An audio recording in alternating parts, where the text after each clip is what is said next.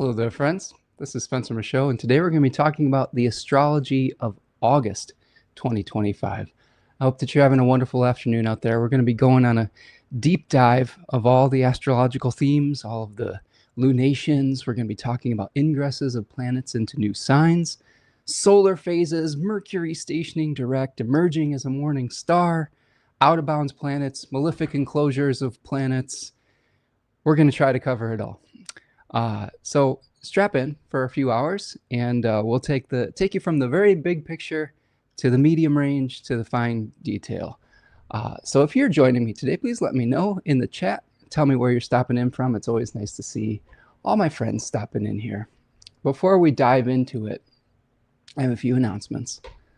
So we are doing the Astrology of August 2025 today. It's going to be sweet.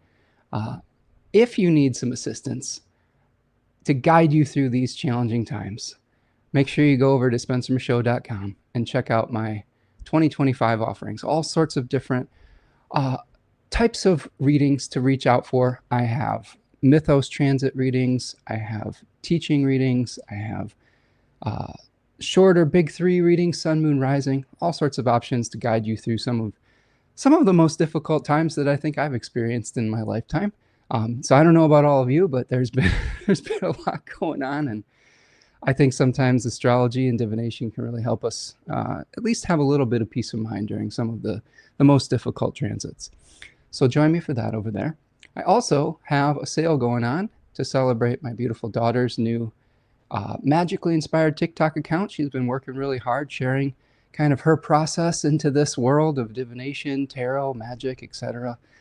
So we're going to celebrate that with a Sag Moon Magic sale. You can find her over on Instagram and TikTok at Sag Moon Magic.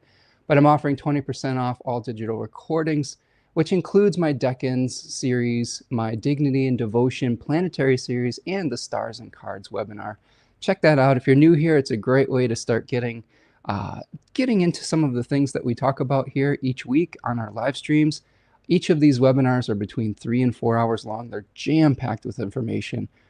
If anything, I'm thorough with trying to pass on a legacy and have these containers for you to be able to learn at your own pace. And it does support the channel too. So head on over to the store at spencermichaud.com and enjoy a discount. I also have a webinar coming up with my beautiful partner, Tanya Andrews of Third Coast Mojo. We're going to be doing the last in our Dignity and Devotion Planetary series.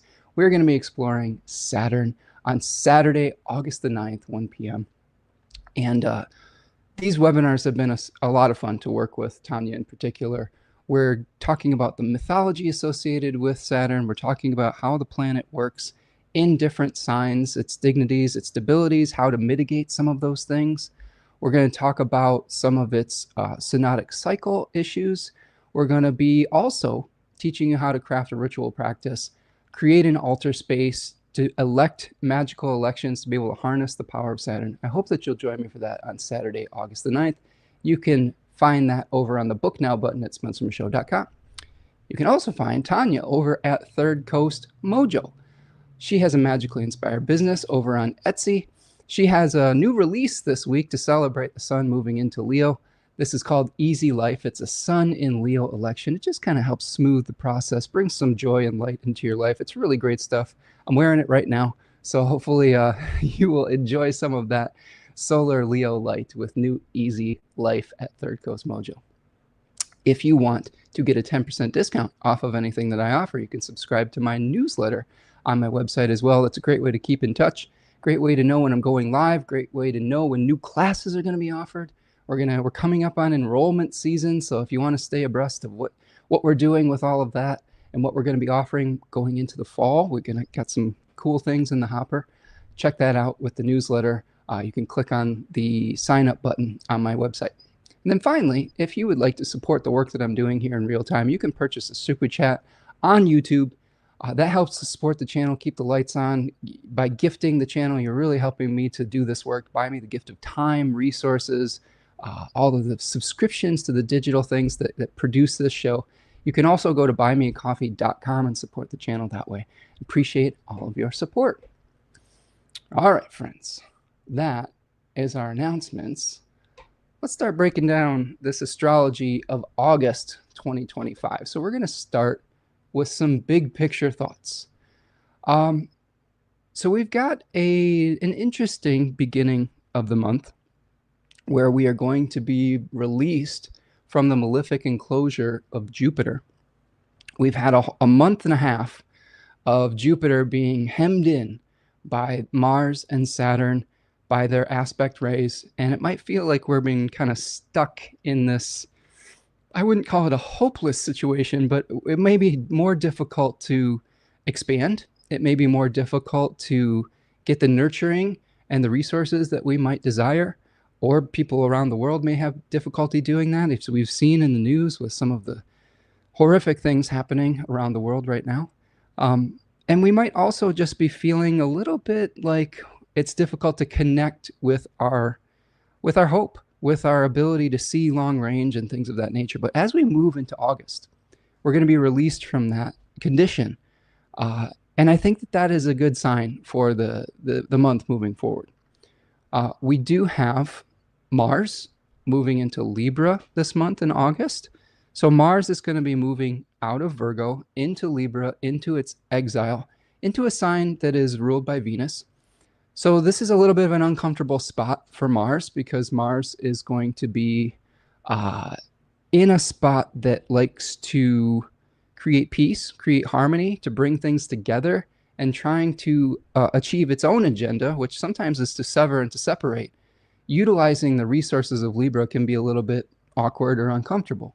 We may be getting our ire raised or our anger up or blood boiling on behalf of somebody else or in a situation of an other rather than on our own behalf, which isn't always necessarily a bad thing. Sometimes this is a great Mars for bringing balance and bringing justice back to the world. So those are some of the things we're going to be feeling. Although I will say this, we do have an opposition with Mars to Saturn and a square with Venus. So we have Venus square Saturn at some point in the month. We also have Mars opposing Saturn once it moves into Libra from Aries. So this is a little bit of a sticky situation, especially Mars-Saturn. A lot of those kind of transits can feel like we have one foot on the gas, one foot on the brake. We really want to move forward towards something, which Mars represents, but Saturn often slows us down. It often brings us to a point of the cosmic no, I guess you could say. And that can feel like some frustrating energy. And with Venus squared Saturn also, that's going to be leading to some feelings of maybe not being able to get our needs met in the way that we would desire, especially from Cancer when it comes to the needs of the domestic group, of the family, of providing and giving, nurturing and reciprocity, and our needs as an individual with Saturn moving through Aries. Some of this may be due to some of the social circumstances. We're dealing with a lot of really challenging energy in the collective right now. And oftentimes Saturn can represent the way we organize society, the way we organize our leadership, the way that we craft laws and boundaries. And when Saturn's in Aries, it's said to be in its fall. So a lot of the laws and a lot of the leadership that's being crafted right now is in service of individual desires rather than a balanced way that's taking in the needs of many people. It's kind of taking in the needs of one. And this is often where we see the rise of things like authoritarianism in the world. So some challenging aspects with Mars and Saturn and Venus. We do have Mercury stationing direct this month. That is exciting. Oftentimes Mercury can provide some challenges when it is retrograde. We've been going through some reevaluations of who we are with Mercury retrograding through Leo, what kind of role we want to play within the world, what type of identity that we want to craft. How do we come into our most authentic expression with our inner selves meeting up with our outer expression? And once Mercury moves direct in the middle of August, we may have a better idea of what we want to do and how we want to present to the world. So that's one thing to consider as we move forward here. Of course, we talked about Jupiter's malefic enclosure ending. I'll talk about that more in depth. That's the good news. The challenging news is that Mercury is moving into malefic enclosure shortly after that. Not for as long, because Mercury moves much faster. We are going to see this only for a few days, maybe 3 to 4 days at the most. But that may be a 3 to 4 days where a lot of our communications, a lot of our exchanges, maybe our commerce resources are feeling a little stuck, feeling a little bit between a rock and a hard place. And there might be a lot of questions that are left unanswered around that period of time. The best news I have for you for August from the 30,000 foot viewpoint is that we do have a Venus-Jupiter conjunction in Cancer, in the second decan of Cancer.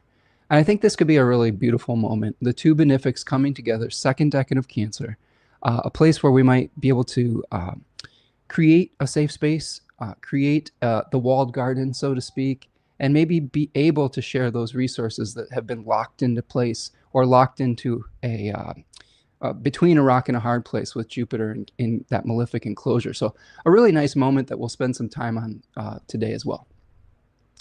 Okay, that's our big picture thoughts. I'm just gonna welcome some more friends in here. We got some people stopping in. Stormy is here. What's up, Stormy? Stormy Beaston, aka Stormy Grace. How you doing, Stormy? Nice to see you. Hope everything's going well for you over across the pond. I think Stormy is joining us maybe from either Spain or Portugal, if I'm remembering correctly. Nice to see you. An excellent astrologer. Go check her out on YouTube. If you've still got your channel going, Stormy, I'm sure that you do. And hope everything's going well your way, my friend. Ani Mir is here, says, good day, sir. You all need some of that Leo oil from Tanya. Good stuff. It is good stuff. And thank you for promoting that for us, Ani. It's really great stuff. Tanya does excellent work. She takes her craft very seriously and works extremely hard at it. In addition to the work that she does as a manager of a farmer's market, she's kind of doing this on the side, but takes it extremely seriously. And I think it just shows in the quality of the product and the quality of the love that goes into it. The rituals that she creates are gorgeous. They're beautiful. The oils are a work of art themselves. She really is very meticulous about how they're packed and crafted. And so really good stuff. And thank you, Ani, for promoting that. Thomas Hines is here. What's up, Tom? Namaste, Spencer, and everyone. How you doing, Tom? Tom is joining us from San Francisco, I believe. Hope everything's going well your way, my friend. Ani says, hope all is well. Looking forward to our chat with my tea time. Ooh, that's awesome. I had some green tea before we started, some matcha green tea. And now I'm just staying hydrated with a glass of water today.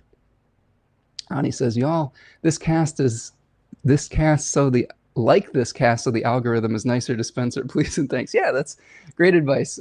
Liking the video is the easiest thing you can do to support and to get the message out to more people and please the algorithmic gods.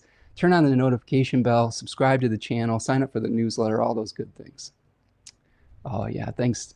Oh, Spain, yes, Stormy's joining us from Spain. Oh, that's awesome, Stormy. I hope everything's going well over there. It sounds like that's a beautiful, beautiful place to be right now. And I think your foresight was right on, friend.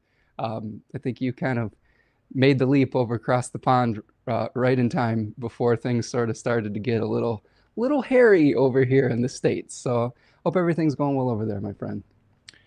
Okay. So thank you, friends, for stopping in. If you stop in at any point, just let me know you're here in the chat. I always love hearing from you. Let me know if you have any questions today or if there's anything going on that you want to know about with the astrology of the month. But let's start taking a look at some of these medium picture viewpoints. And I think about the medium picture viewpoints as we're going to talk about our lunations first. So here's our medium range view. We had our big picture thoughts. Here we're going to zoom in one more level. So we have a first quarter moon to start off the month in Scorpio, first decan of Scorpio, 9 degrees of Scorpio.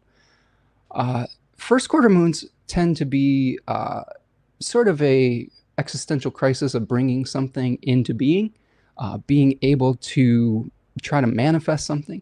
We're going to have the sun in a really powerful position in Leo, in its own temple, in its own domicile, but the moon is going to be in a difficult place in its fall. I've often seen the first quarter moons or last quarter moons when we have a first decan Scorpio is the collective is experiencing some grief on some level. So I would imagine we're going to be starting the month off with some heavy hearts potentially. Yes, Jupiter is going to be released from that malefic enclosure, but we are going to be experiencing the difficulty of a Scorpio moon and coming to terms with release. We had a number of famous people pass on in the last few weeks, Ozzy Osbourne, Hulk Hogan, I guess, if you're into wrestling, Some other people that passed on, we were experiencing a lot of famine and challenging circumstances in the Middle East right now. A lot of our experiences of the collective can feel weighty, can feel heavy. And at some point we have to deal with that grief, and we have to wrestle with it, and we have to suplex it into the mat if we're utilizing the wrestling metaphors. But no, on a serious note though, when we have a Scorpio first quarter moon, ritualizing our grief can be really important. Learning to let go, learning to acknowledge what has passed on and been returned to the earth, while simultaneously sometimes shifting our perspective to have gratitude for what is left behind. I think sometimes when we experience great loss and heaviness, that helps us to really appreciate the things that we do have in this life. On August the 9th, we have a full moon at 16 degrees of Aquarius. That decan has to do with moving on from one situation to another, communication between the center and the people that are on the fringe. So we might have some discussions and negotiations that come up at this point. We may be trying to manifest our most authentic self with the sun in the second decan of Leo. I'll break that down in depth. The last quarter moon is going to be at 23 degrees of Taurus. That decan of Taurus often sees us trying to find humility in the face of nature, trying to oftentimes fix a problem that we've had through rashness or through maybe doing something a little bit without patience, and it's testing our patience on some level. So last quarter moon on the 16th of August. The new moon on the 23rd of August is at 0 degrees of Virgo, a very powerful new moon at the end of the month, especially because it's conjoining a fixed star called Regulus, one of the fixed stars, royal fixed stars of Persia. So a very powerful one. We'll talk about Regulus more in depth and how that might be able to manifest within your life. We also have a number of ingresses. So an ingress is when a planet is moving into a new sign. On August the 6th, Mars is going to be moving into Libra. We briefly touched on that. August the 22nd, the sun moves into Virgo in Mercury's sign of Virgo. We have Venus moving into Leo on the 25th of August. So 3 planets ingressing into new signs. Solar phases. We have, first of all, we're going to start the month coming right off of a Mercury cazimi. On the 31st of July, I'm recording this a few days before that, we have a Mercury cazimi at 9 degrees of Leo. So that's a big download of information, a renewal of Mercury in the heart of the sun. That's going to help lead us into the stationing direct of Mercury on the 11th of August at 4 degrees of Leo. So this is where we might be able to start integrating and moving on some of the ideas that came to us as we went potentially into the underworld as the psychopomp. When Mercury is retrograde and under the beams, we can think of that as Mercury in myth, entering the underworld as a psychopomp, as a guide of souls to the land of the dead. The way I see that manifesting in our own lives in the modern day is sometimes we go into our own experience, into our own intuition, into our past to mine things, to bring things up that have been hidden and repressed. And those realizations can lead to outer manifestations when Mercury stations direct and then emerges as the morning star at 4 degrees of Leo on the 12th of August.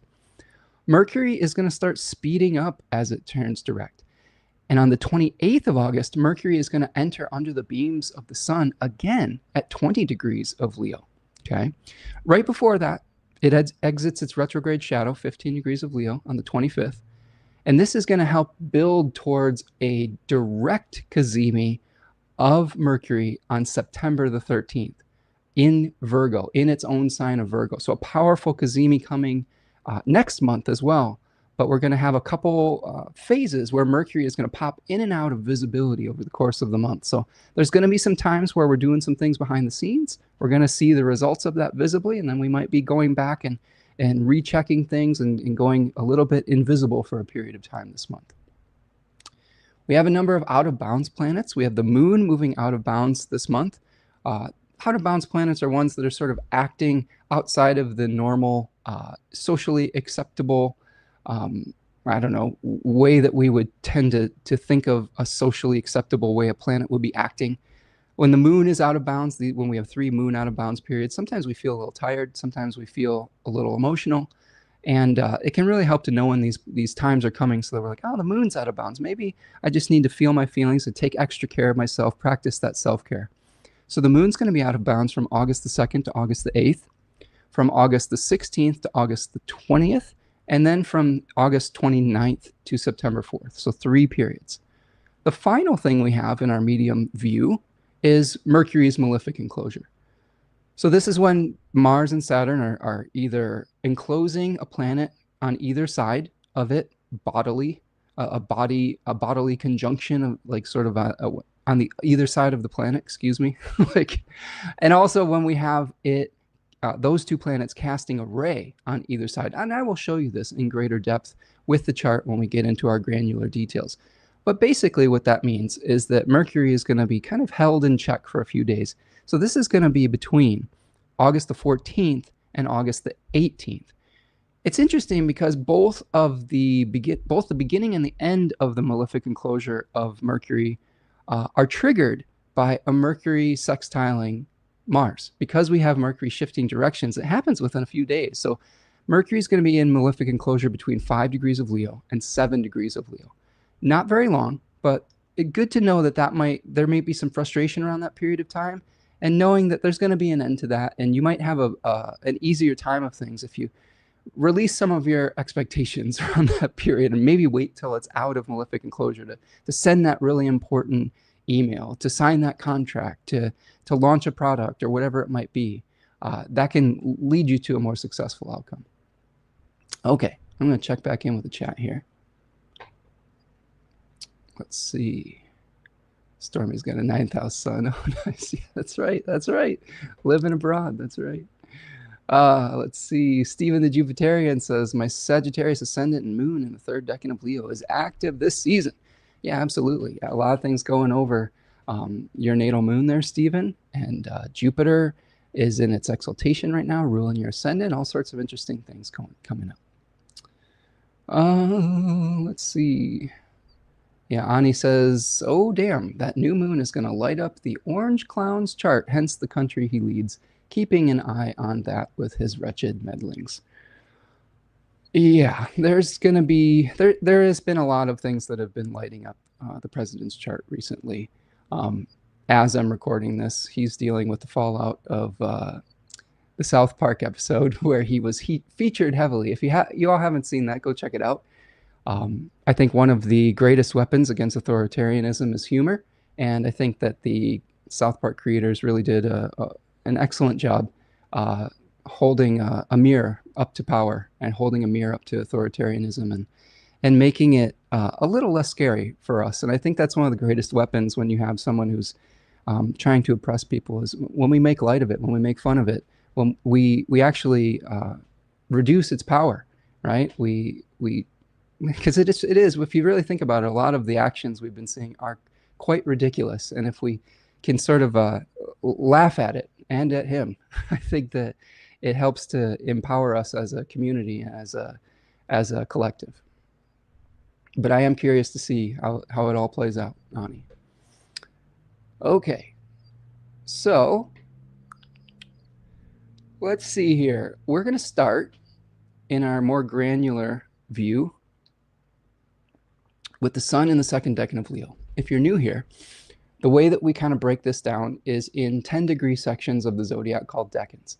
Each of those decans is associated with a tarot card. They have its own kind of daimon or spirit associated with it. And it sort of gives us a focal point, a spotlight for what we want to experience during that month or that part of the month. When we have the sun in Leo 2 from August 1st to August the 12th, I will bring this up on the screen here and I'll show you something here. Let's see what we've got here. So here is a slide from my decans of Leo. I'll make it bigger for you. I'm going to kind of go back and forth between the bigger picture and the smaller picture. Full disclosure, I've been trying to create some shorter form content, and it's harder to do when my little face here is super tiny. So I'm if you see me go back and forth, that's probably part of the reason today. But Leo 2, you see associated with the 6 of Wands, and we have someone who is returning victorious back from a a battle, a fight, etc.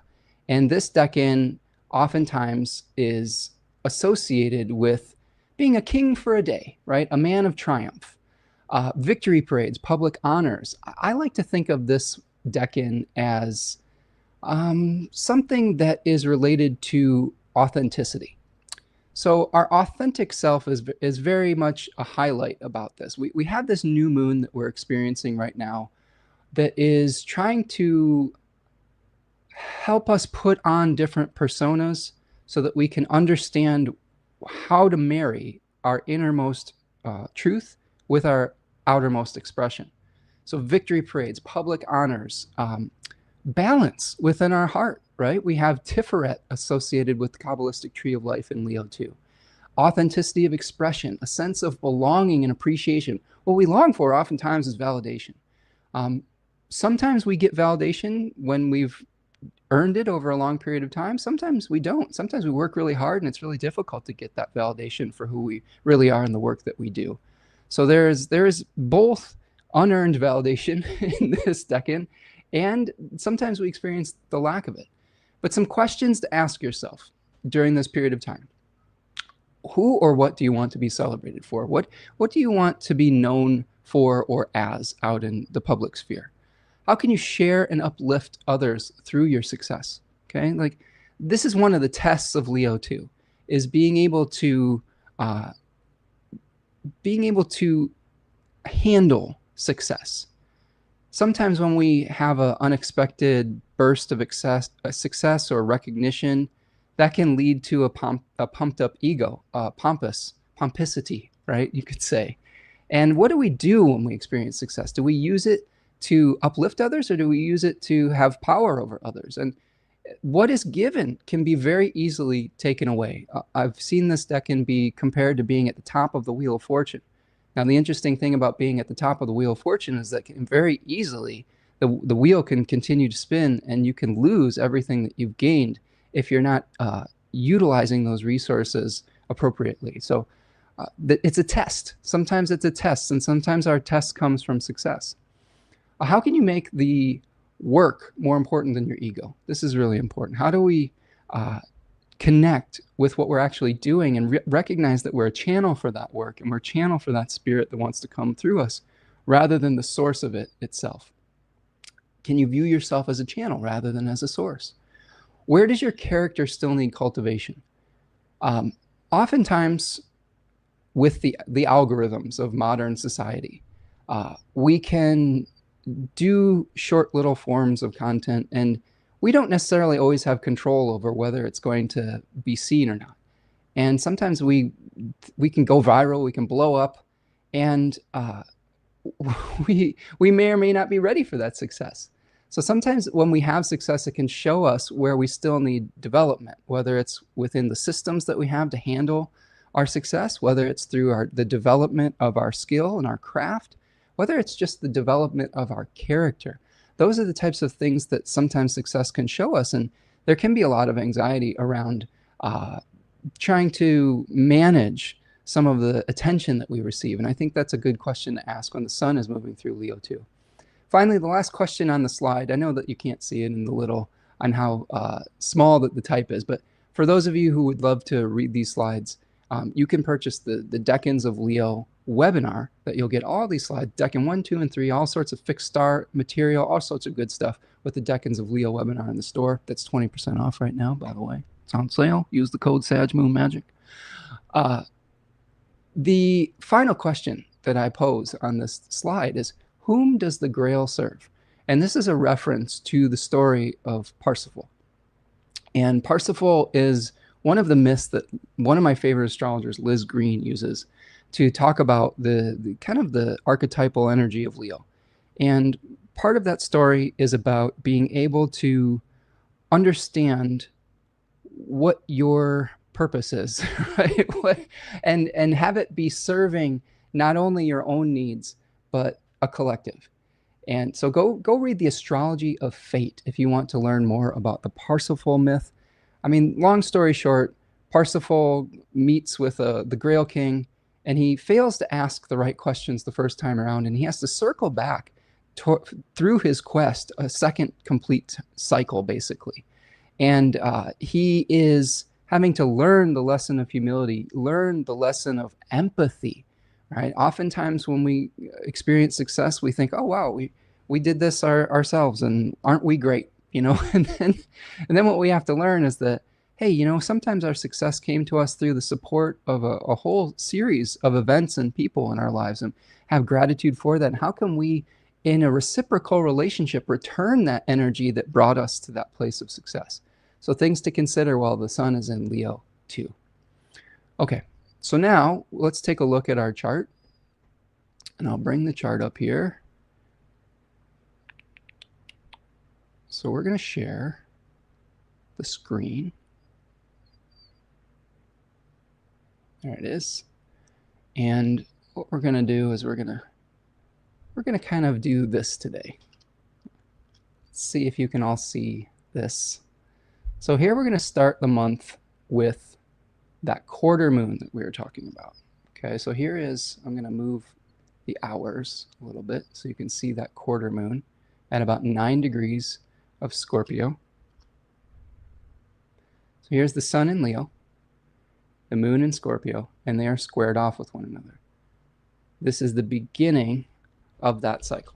Okay, so here is a little bit of what we're going to be experiencing with the first quarter moon.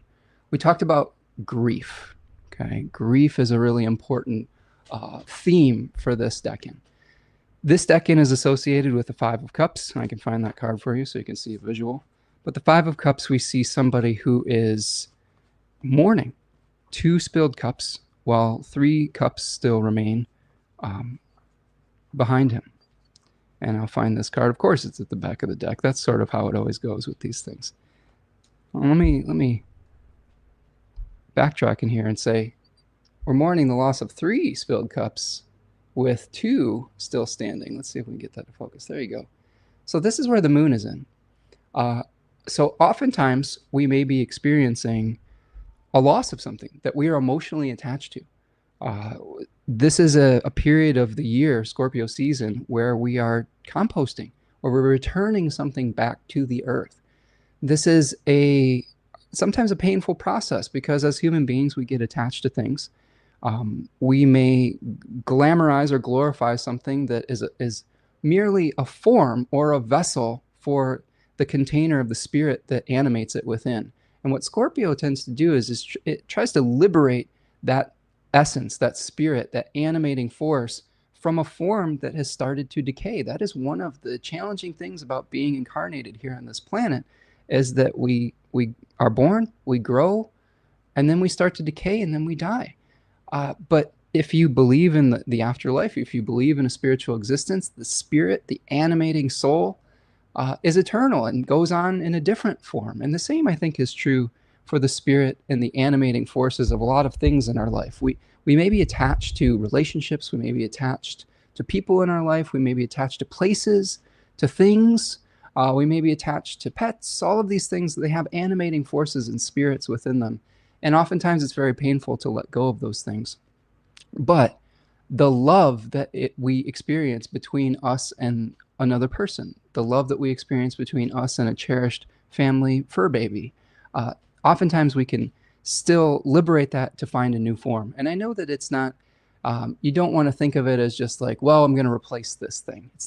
You always leave a little bit of things leave a mark on your heart, right? There's a line in one of Jeff Buckley's tunes, I believe it's Lover, You Should Have Come Over. It says, she's the tear that hangs inside my soul forever. We're going to be changed by these experiences.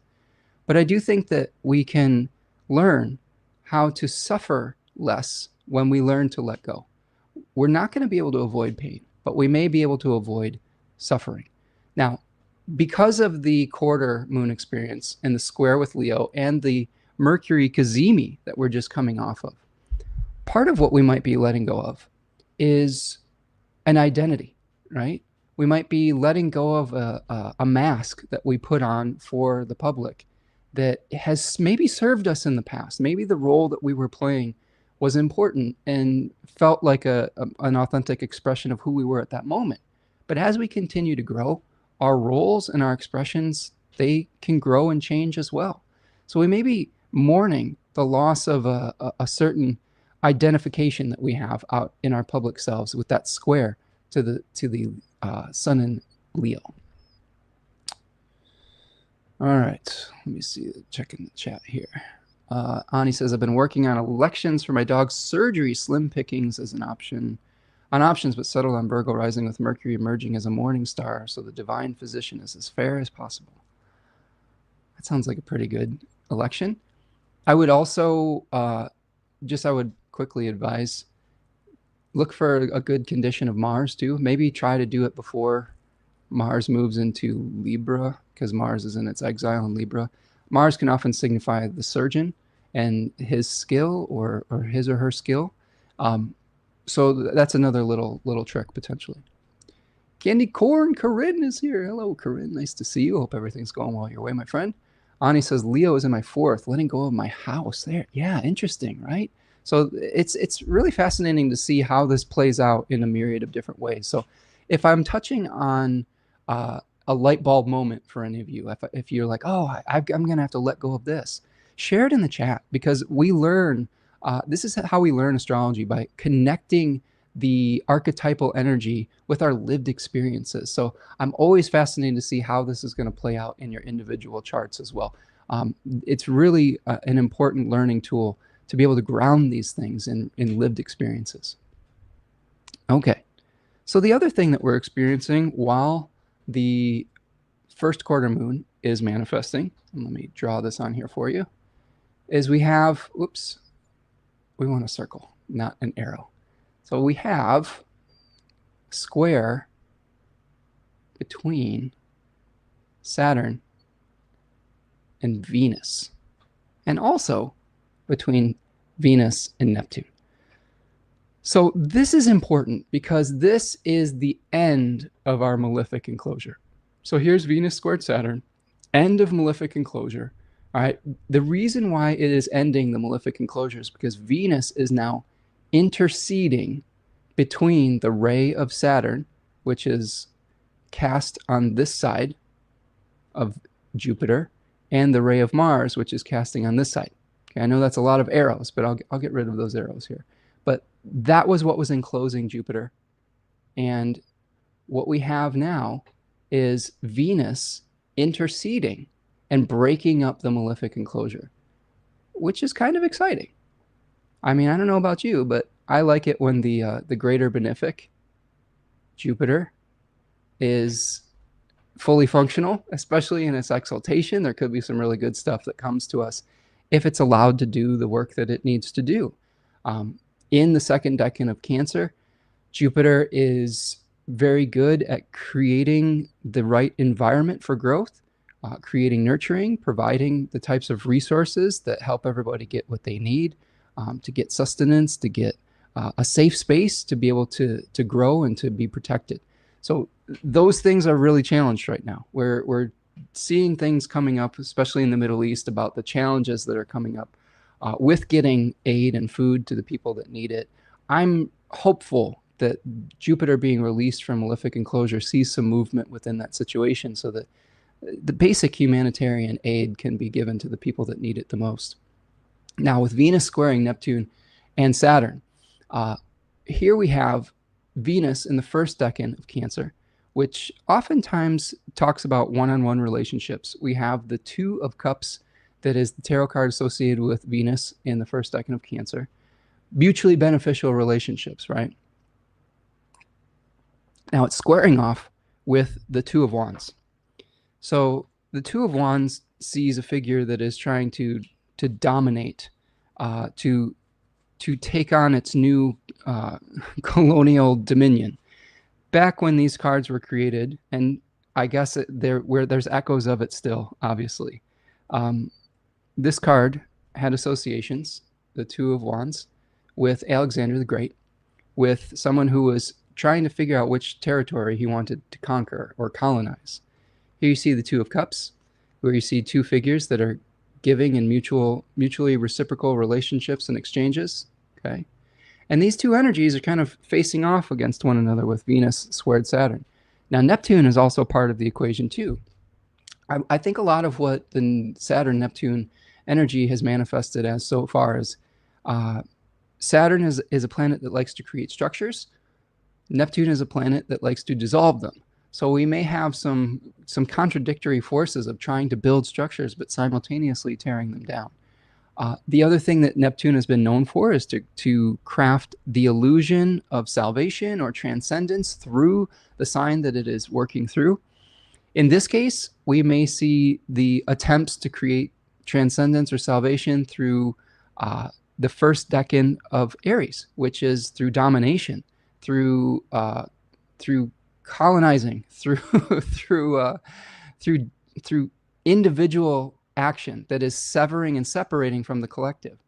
I think the other thing that I've been seeing quite a bit that has been a story that's come up not only in my own life but in readings, etc., is this attachment to needing to do things very individualistically. This is one of the greatest challenges, I think, of Saturn in Aries, Neptune in Aries, is the illusion that we have to do it all by ourselves, that we have to, quote unquote, pull ourselves up by our bootstrings, that we're, quote unquote, weak if we can't, if we need to help or if we need to rely on anybody. And I think that's extremely a false narrative, because this is just not the way that it happens out in the natural world. There are all sorts of reciprocal relationships that happen out in nature. There's all sorts of exchanges that we have. I mean, think about the exchange of nutrients in the soil to a tree, that where the tree is producing the oxygen that people are breathing, etc. There's all these exchanges. Think about the exchanges of the birds that are consuming the fruits and then scattering the seeds through their defecation across the land and planting new trees. There's all sorts of these relationships. And as human beings, we're uniquely set up to kind of ignore all of those things and think that we have to be these individual pillars of might, force, etc. And we're crafting a lot of laws in that regard right now. There's been all sorts of stripping of support for people recently, at least in the country I'm in right now in America, with the cuts to things like NPR and PBS and of all the services, the cuts to the Environmental Protection Agency. That's been really, that's something that's very near and dear to my heart as someone who cares quite a bit about this earth and Mother Gaia, and as someone who came from a family of conservationists that worked very hard to protect these lands, seeing all of those things be backtracked and beholden to corporate interest and profit in the face of profit over people, profit over trees, profit over environmental protections. It's very difficult. It makes me emotional just thinking about it and talking about it. So I think that this is going to be a moment with Venus squared Saturn and Neptune where we may be trying to craft a mutually beneficial relationship with somebody or something in our life, but it's running into the difficulties of the collective right now, of the collective narcissism, the collective movement towards individualism. And Saturn is in the overcoming position. So it may feel a little bit heavier because Saturn is kind of in the more powerful position in this arrangement. So that's our Saturn-Neptune square with Venus. Good news, it's the end of the malefic enclosure of Jupiter. Bad news, whenever we have a benefic squared by a malefic planet in the overcoming position, when it's not in a decent dignity, it might feel painful. All right, let me check in here. Tom says, Leo is in my 4th house too. The new moon conjunct my Pluto. We just got a grant from the city to rehab our house. Oh, that's cool, Tom. I hope everything goes well with that. It might be a little uncomfortable at first, but I think that hopefully it'll lead to a better outcome and a better, more comfortable living situation for you. Ani says, I couldn't get Mars off the ascendant with Mars and Virgo is either jacked up the ascendant or debilitated ruler, or Mars and Libra in the 2nd. I've already changed the appointment. This is in reference to a surgery for her dog. I've already changed the appointment 3 times. I think I'm going to leave it alone. Yeah, sometimes there is no perfect election, right? I think, Ani, when we're trying to time things out, sometimes things just need to happen within their own time. And we can do the best that we can to pick the most auspicious time possible. But oftentimes we just have to make an adjustment and kind of say, hey, you know what? This is the best we can do in this moment. So I wish you luck with that, because I know that can be very stressful. Tarja is here. It says, hello from Finland. The temperature is plus 29 degrees Celsius, which is a lot for us. Oh my goodness, that sounds very hot. It was 95 degrees Fahrenheit here yesterday. I'm not sure of the conversion, but it was extremely hot here as well.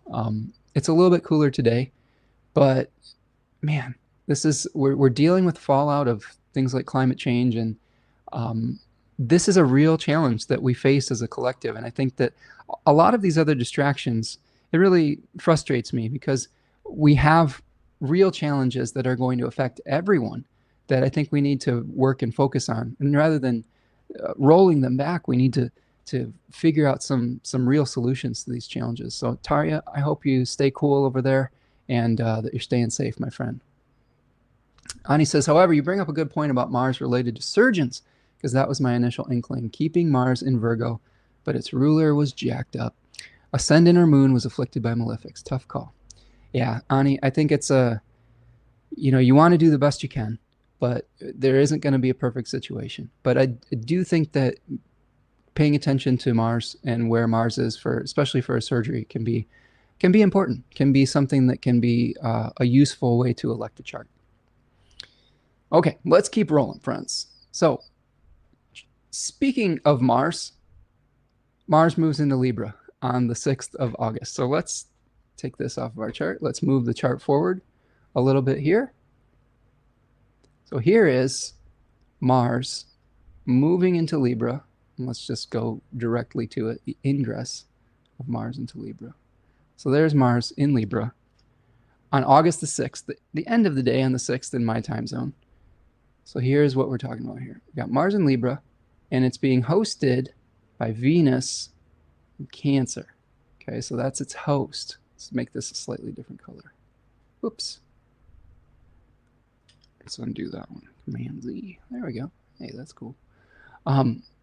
Okay, so one of the things to think about when we are practicing Hellenistic-inspired astrology, and I say inspired because we're not necessarily purists here. I utilize a lot of different techniques, but one of the main tenets of Hellenistic astrology and traditional astrology in general is understanding the guest-host relationship.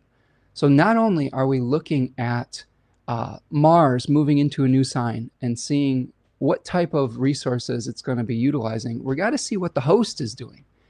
So in this case, Mars is going to be moving through Libra. It's exile, right? This is a place where it is not necessarily the most comfortable. Mars's homes are Aries and Scorpio.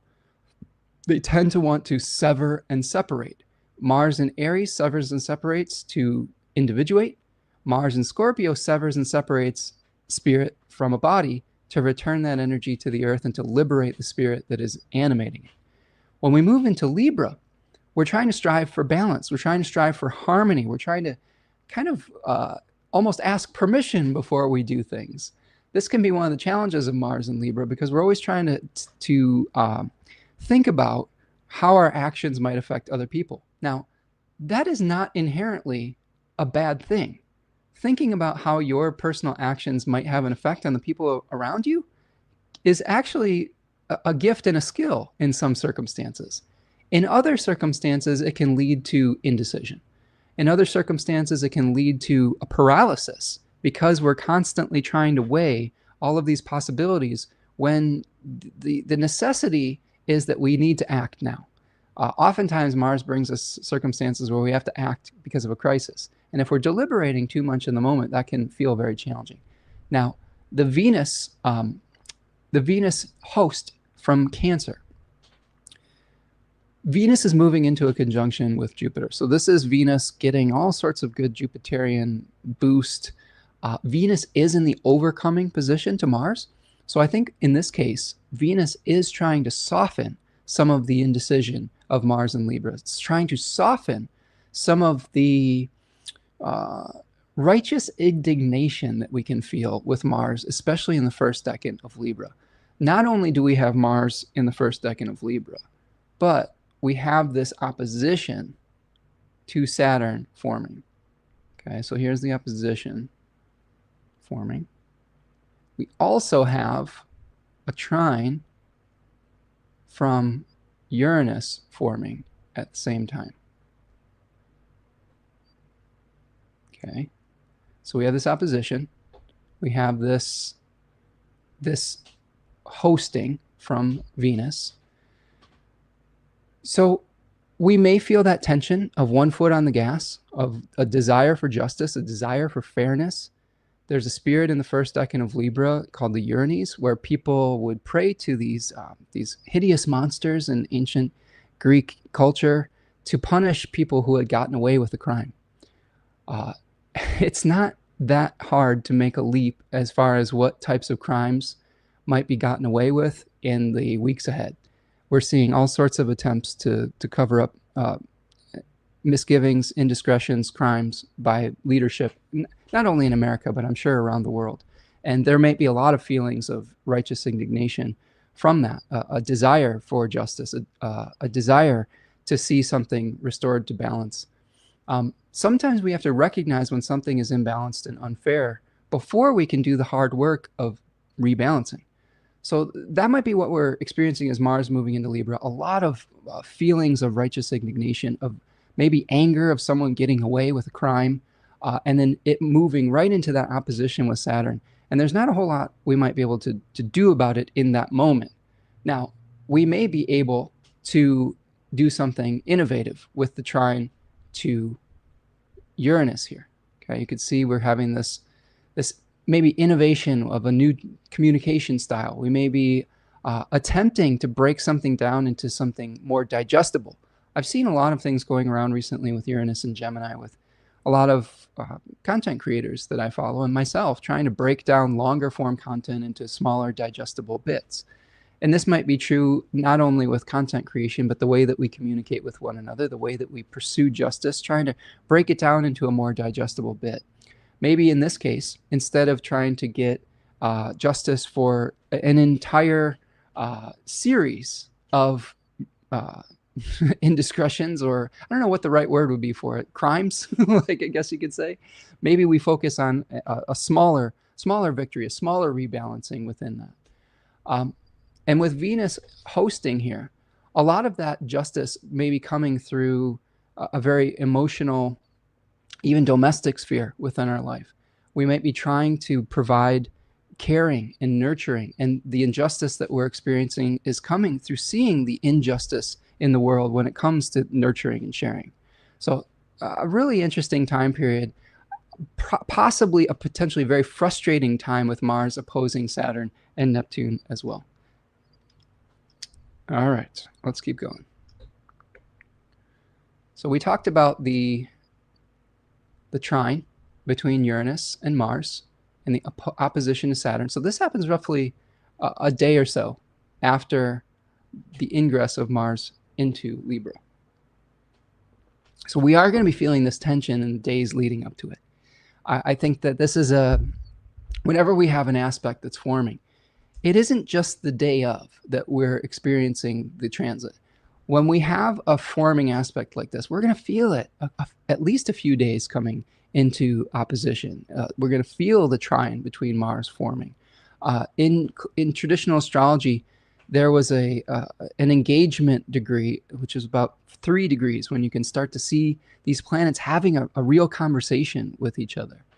And the other thing to consider too is that these things have been building and bubbling up for months and years sometimes. So try to see some of the signposts as a road sign directing us and an experience within a much longer journey. If you could see that within a greater cycle, that can lead to a lot less anxiety in your life too. So if you're feeling worried about the Mars-Saturn opposition or things of that nature, think that this is probably just going to be a peak of an energy that you've been experiencing for months leading up to this. Now that is going to bring us to our full moon in Aquarius. So let's go to the full moon. So here you can see August 9th, the full moon. I'm going to be doing a webinar on the full moon, so I hope that if you want to join us for a talk about Saturn, dignity and devotion, we're going to have a full moon for it. And I think it's actually kind of an auspicious moon. When the moon is in a sign or in a decan that is related to the planet that we're talking about, it is often gone fairly well. So I think it might be a pretty good talk. So here we have the sun in Leo opposing the moon in Aquarius. Okay. And this is bringing up a feeling of challenge between these two tarot energies. Now I'm pulling up the Six of Swords. If you're familiar with the Six of Swords, it is a card that talks about transitions from one shore to another. It talks about exchanges. So here is the moon decan with the Six of Swords. And it's always important, in my opinion, to take a look at what the sun is trying to achieve through the body of the moon. Okay, so we're trying to achieve validation. We're trying to achieve victory. We're trying to achieve authenticity. But it may have to come through the body of the moon, which is the Six of Swords that we see here. It may have to come through leaving some old persona behind, through leaving maybe even a group behind that we were a part of, maybe leaving behind a situation, a job, a place. We might be moving homes. This is a Mercury ruled decan of Aquarius, and it may feel like we're caught in a liminal space. That is often an uncomfortable place to be as a human being. Oftentimes we want to have answers. We want to say, where are we going? Where are we landing? But that's not always something that we can grab onto as we move through this life. I think that the liminal space is an important thing to embrace because we can accept that we're in transition. When we accept that we're in transition, we don't force things. Oftentimes in our life, we make rash decisions because we want something resolved. When we have a liminal space and a liminal archetype, that can help us to accept the fact that we may be in that transitory phase and not push beyond our limits. We do have the sun in its own domicile, so a very strong sun. We have the moon being hosted by Saturn in Aries. So this is a moon where we may be trying to transition into an experience of independence. Now, the warning that I gave you there before is that may be an illusion. It may be an illusion that you have to work under your own power all of the time. You may actually be making things harder for yourself by buying into that false narrative that we are stronger as individuals than we are as part of a team or part of a collective. That doesn't mean that we can't individuate. One of the great paradoxes is, how do we maintain our individuality within a collective?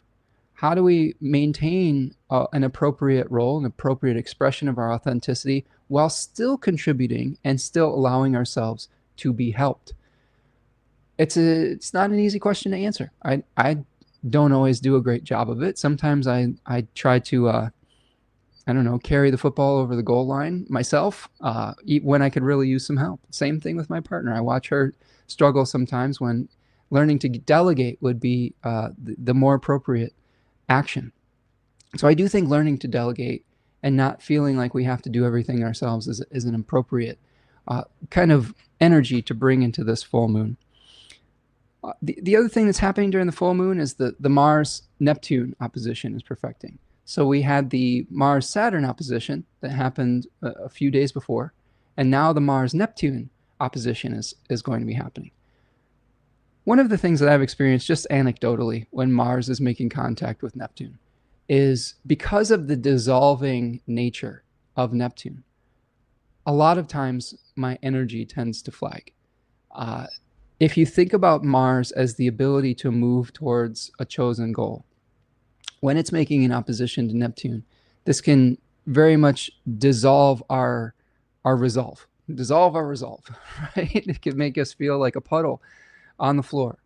And we've been working very hard over Leo season and probably from this new moon in Leo that we're experiencing this week on, as I'm recording this, We've been probably working very hard to figure out who we are and what our authentic selves are in the midst of some very, very challenging collective energy with the opposition of the new moon in Leo to Pluto in Aquarius.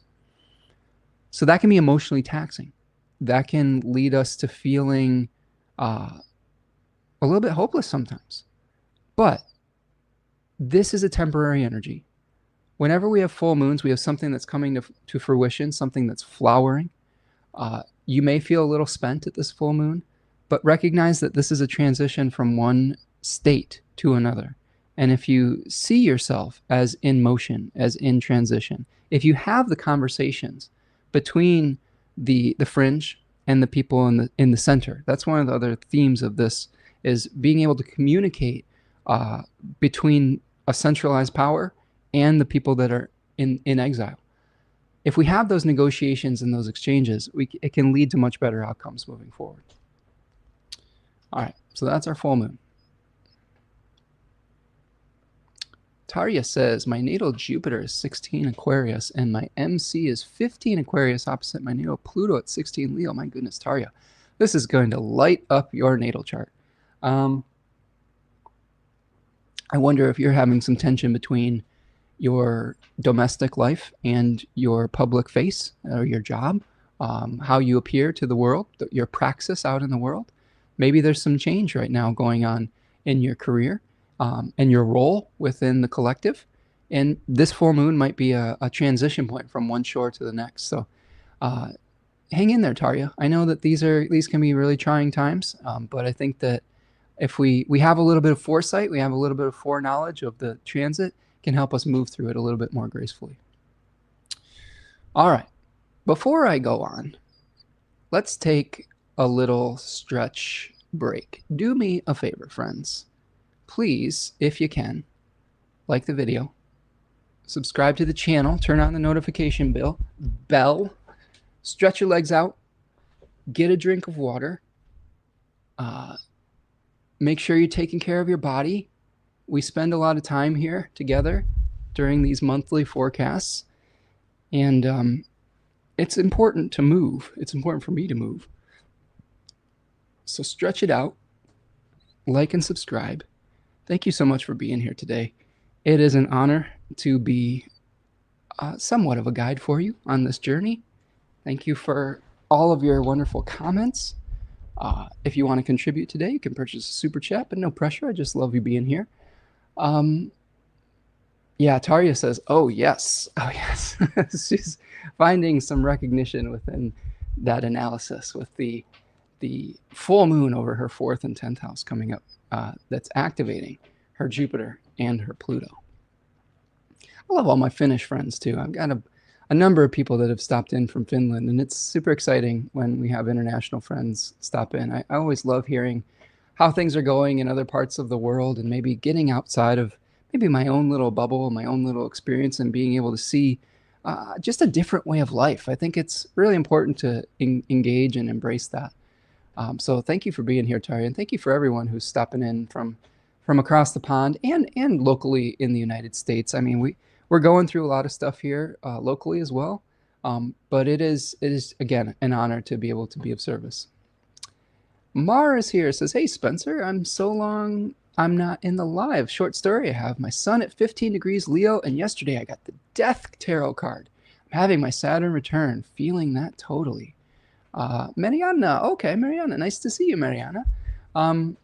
Okay, so Mariana, you've got the Saturn return happening in Aries, so probably a lot of pressure to strike out on your own, to individuate. Probably a lot of weight on your shoulders right now. That sun at 15 Leo, this is going to be an important full moon for you. The Death Tarot card is interesting. It looks scary on the surface, but really the Death Tarot card is a sign of transformation. It's a sign of change. Think about it like a butterfly that is emerging from the cocoon.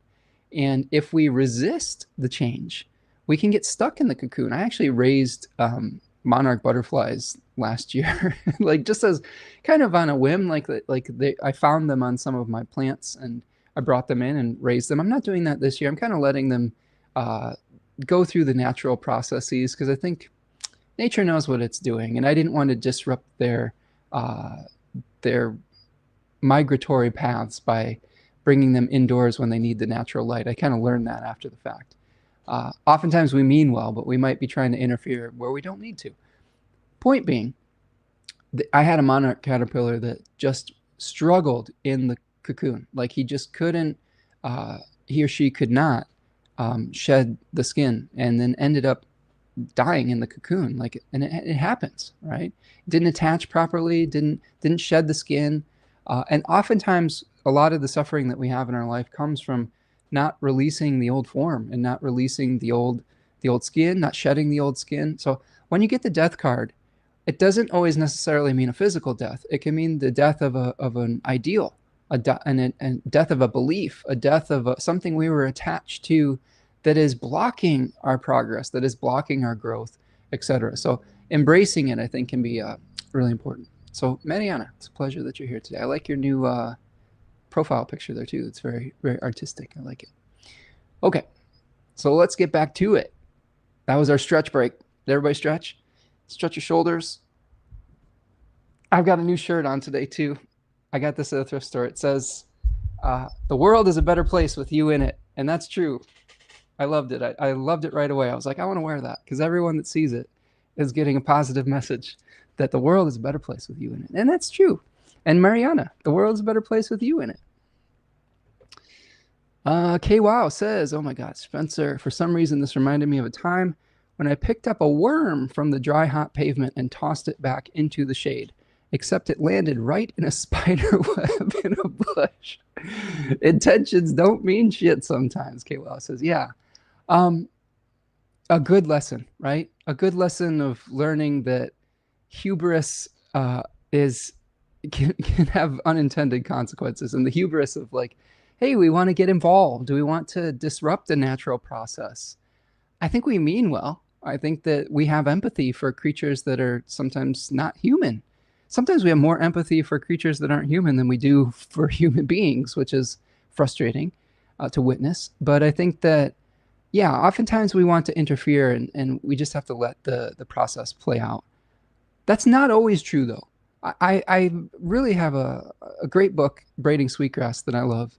And Robin Wall Kimmerer talks about the human beings being part of the ecosystem, and our actions, if done responsibly with stewardship, can actually help rather than destroy.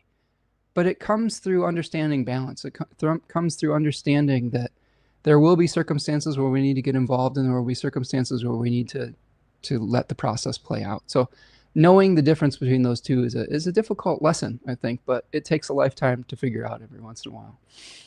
All right. Steven says, the world's a better place with you in it. Spencer, you are a guiding light. Oh, thanks, Steven. And right back at you, friend. The world's a better place with you in it, my friend. And let's just keep sharing that back and forth. Everyone here today is making their own contribution in their own way. And I'm just so happy that you're here. Jody is here, says, hi, Spencer and friends, getting ready to drive, so I can't chat, but I'm here. Oh, I'm loving that you're here, Jody. Hope everything's going well for you down in sunny Florida, and that all the puppies that you are helping to groom and look their best are doing well. Yeah, little hearts for you, Ani. Okay, let's get back to it. What do you say? So we have been talking about the full moon in Leo, and that is bringing us to, we talked about Mars opposite Neptune, retrograde. Now we'll bring the chart back up and we'll make it a little small. I know it's a little small today, but we're testing out some new things. I hope that you can still see it. I'll try to explain as well as I can, but I'm making it small in service of potentially pulling out smaller form content. So thank you for understanding with that. Let's see. So we have Mars trining Pluto, interesting, on the 10th of August. So let's take a look at this here. So here's Mars. We've got a lot of Mars activity in August. So here is the Mars-Pluto trine. So Mars is going to go through the gauntlet in the first 2 weeks of August. It's going to be opposing Saturn and Neptune. It's going to be making a trine to Uranus. and then it's going to be making a trine to Pluto. So that is very fascinating to me, because Mars is making contact with all three of the collective transcendental planets, trining Uranus, opposing Neptune, and trining Pluto. It's also making contact with the traditional planet Saturn that has the most significations with the collective. So the thing that I can say with confidence about this series of transits is that it's going to have an impact on a big scale, on the collective. We may have to, as a collective, find innovative ways to restore balance, to restore harmony, to restore good fortune out in the world.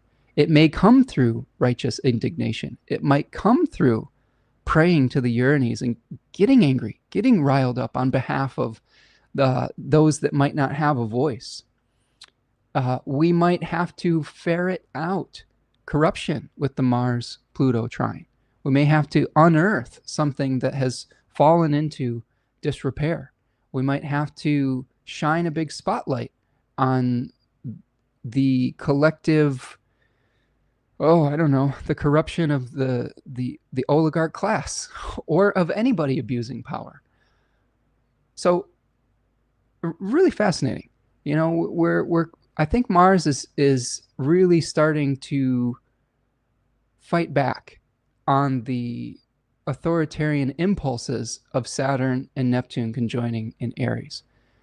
I'm excited for it. I'm nervous, but I'm excited, and I hope that it will lead to some rebalancing and some justice moving forward, and for benefit for the collective.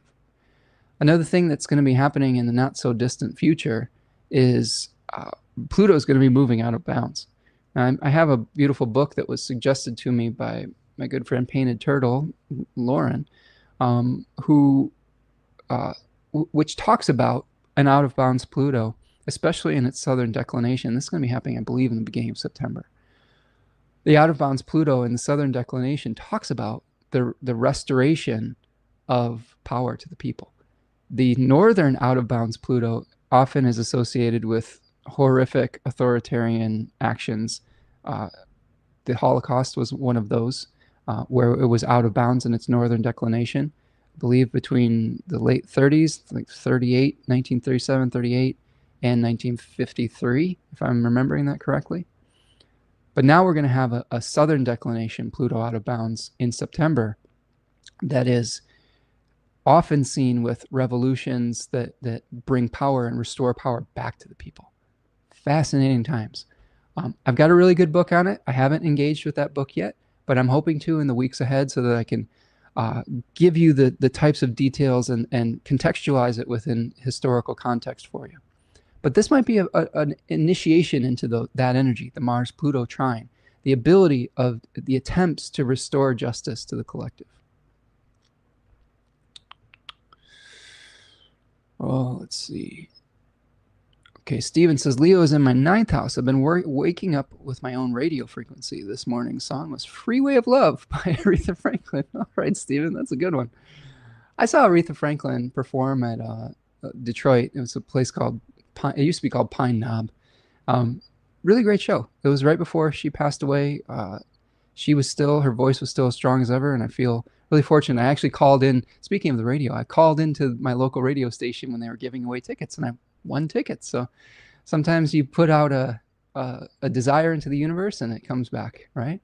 Chad says, love Pine Knob. It's a great space. It's an outdoor music venue, all sorts of good stuff there. I've had some really nice experiences there. John at Seth, how you doing, John? How are you doing? Says, I think Gen Z, at least in the US, has been getting more and more fed up with what we're witnessing from our structures and powers in real time. Amen to that, John. And let me ask you, John, can you clarify? Are you part of Gen Z?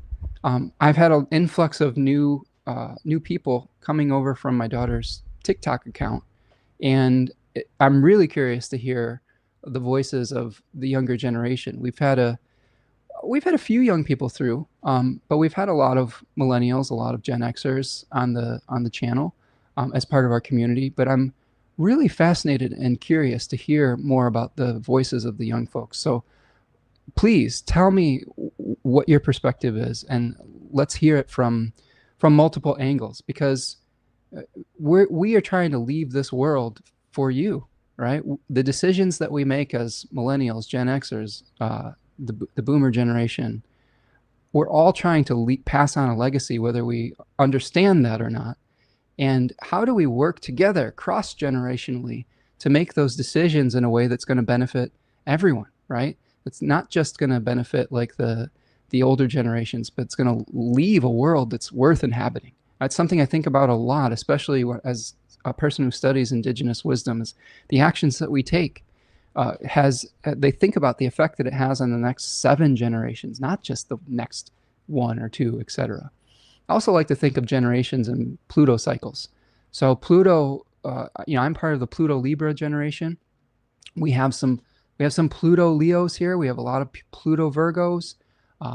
We've had some Pluto Scorpios, but my daughter's generation is that Pluto Sagittarius, and we've got some Pluto Capricorns even coming into awareness. So welcome, friend, and thank you for your comment here. And absolutely, as far as getting fed up with the structures that we're witnessing, it's been messed up for a long time. And we're just kind of I think we're seeing it come to a head. The wealth inequality gap has been widening and widening and widening. We've had the undercurrents of sort of a fascist regime, and we've had these types of things from a historical perspective, where the country itself was formulated through wealth inequality, through oppression. There were some good things along the way, but there's a lot of blood spilled to get to where we have been, and we're seeing kind of the repercussions of that, and having to deal with the fallout of that, and maybe envision a different future. John says, yes, I found your channel on your daughter's TikTok on my For You page. What I see is that we're, at least right now, are getting more and more fatigued by the overarching structures. Absolutely, John. And yeah, thank you for being here today, friend. And thank you for sharing your voice with us. It's a really important one that I want to feature more on the channel. I'm fed up with the structures too, my friend. I've never felt comfortable in Western capitalism and the late stage capitalism. I've tried to survive and make my way through, but I've always been asking the question, is what I'm doing ethical? Is what I'm doing of integrity? And it has made growth slower, but I'm learning as I get older that the myth of progress and the myth of continuous growth is really toxic. And learning how to slow down, learning to understand that there are exchanges for every type of agreement and energy that we invest in. When we are exchanging our time for money, we are exchanging our growth sometimes for our sanity, for our health. Everything is an exchange. And we don't necessarily understand that in Western civilization. We think that we can take and take and take and exploit and exploit and exploit, and that the national GDP is going to be going up, up, up indefinitely. And there's a cost, there is a price. The price that we see, that we are experiencing, is the price of the environment, the price of Mother Earth, the price of our environment becoming hotter and hotter by the day, the price of our environment becoming drier with more drought, more forest fires. The price is the quality of our air. The price is our sanity. The price is not only the vulnerable people within our own country that become ostracized and exiled, but the cost of our quote-unquote wealth and abundance and growth here is at the price of people in other countries that are not as wealthy. The exploitation of people in South America, the exploitation of Central Americans, of Middle Eastern folks. This is what we don't necessarily see, because the overarching narrative, the propaganda, has been that, we've just been pulling ourselves up by our bootstraps for 250 years under our own power, under our own cowboy Western mentality, And it's not the case. It's come at a cost. And I think the cost at this point, it's never been justifiable. But I think people are starting to wake up to the fact that it's so destructive that it's just not even remotely sustainable. So I'm 100% with you, John. And let's figure out the solutions together. What do you say? So I'm so glad you're here. Chad says, I think the path to revolution starts on an individual level. Socialism without ascended consciousness has always led to oppression. Successful leftism requires a revolution in consciousness. Yeah, I would agree with that. I think that any ideological movement can have unintended consequences. I think, even someone like, we talk about Karl Marx, right? We'll talk about collective exchange, even exchange for labor. When that becomes utilized by an individual that doesn't have people's best interest in mind, it can fall into corruption. Just like any system of government can fall into corruption if the person trying to enact the ideal is corrupt. So we have to find leaders and leadership that is willing to be ethical. And I'm not sure how to do that, because the system itself is so corrupt right now that electing an ethical leader is becoming harder and harder by the day, especially because of the money involved in politics. The Citizens United ruling in the late 90s, early aughts, I guess, was a horrific development for fair elections in this country because of the dark money that goes into politics. And I'm not exactly sure how to get out of that. And yeah, we want to make sure that whatever direction we go in society, that we're doing it in a balanced way and in service of consciousness, right? And how do we incorporate consciousness in? I think it's through educating ourselves. It's through not falling victim to the gaslighting that we're experiencing, and studying our history, understanding the cycles that came before us, whether they were astrological cycles or historical cycles. When we try to oppress historical narratives, what we're really doing is we're trying to repress a narrative that doesn't serve the people in power in the moment. So I think that this is a really important to learn our history and to learn our astrological history, and to connect our lived history with our astrological transits that came before, so we can understand what our job is moving forward. Chad says, the stars seem to portend ascension with the great alignment in July of next year. Time will tell. Well, I'll have to look at that. I haven't, if you could give me more details on what alignment you're referring to. But yes, time will tell. And I'm hoping for a revolution in not only our physical experience, but in thought. And I think the biggest thing that we can start with is understanding that there are times of growth, and then there needs to be times of letting go. There needs to be times where the ground lies fallow, where we don't base everything quantitatively. When we understand that there are times when the qualitative measurement can be equally or more important than just the numbers that we're doing. All right. So that's an amazing discussion for Mars trine Pluto, and Mars making contact with Uranus, Neptune, Saturn, and Pluto moving forward, because they are big questions. They are collective questions that we're all going to be dealing with. Chad says, Pluto at 4 degrees Aquarius, Neptune at 4 degrees Aries, Uranus at 4 degrees Gemini. Oh my goodness. Jupiter, Sun at 4 degrees Leo. So everything's at 4 degrees. That's a really interesting chart. I'll have to take a look at that, Chad, because that wasn't totally on my radar. But thank you for bringing that to my attention. And this is why I love co-creating this channel with you. Tarya says, I totally agree with you, Spencer. My sun and stellium in Aquarius, moon and Mercury in Capricorn. Power to the people and ancestral work, our responsibility and legacy are very close to my heart. Oh, Tarya, me too, friend. And just keep on putting that energy out there. Keep on putting your heart into that work, and we'll try to find these solutions together. Chad says that time period is July 18th of 2026 through August 11th of 2026. Well, mark it down on your calendars, friends, because that looks like a pretty dynamic time period from what we are hearing from Chad. Okay, back to it. I love these discussions, though. This is why it goes long on this channel, because we get into these amazing discussions about the transits, and all of you have such incredible ideas, and you're all, the world's a better place with all of you in it, and the world's a better place with all of you here in the chat. You contribute so much to the work that we do here, and I love co-creating with you. Okay, so let's go to the 11th. On the 11th, we have Mercury stationing direct. So here is Mercury at about 4 degrees of Leo. And let's get it to the point where it is actually direct in the chart. So here is retrograde direct. There we go. Let's circle it again. There's our Mercury stationing direct, 4 degrees of Leo, very close to emerging as the morning star. So we've been going through a Mercury retrograde cycle where we are trying to ask questions, which is a mercurial significations. Mercury casts doubt on the things that it touches.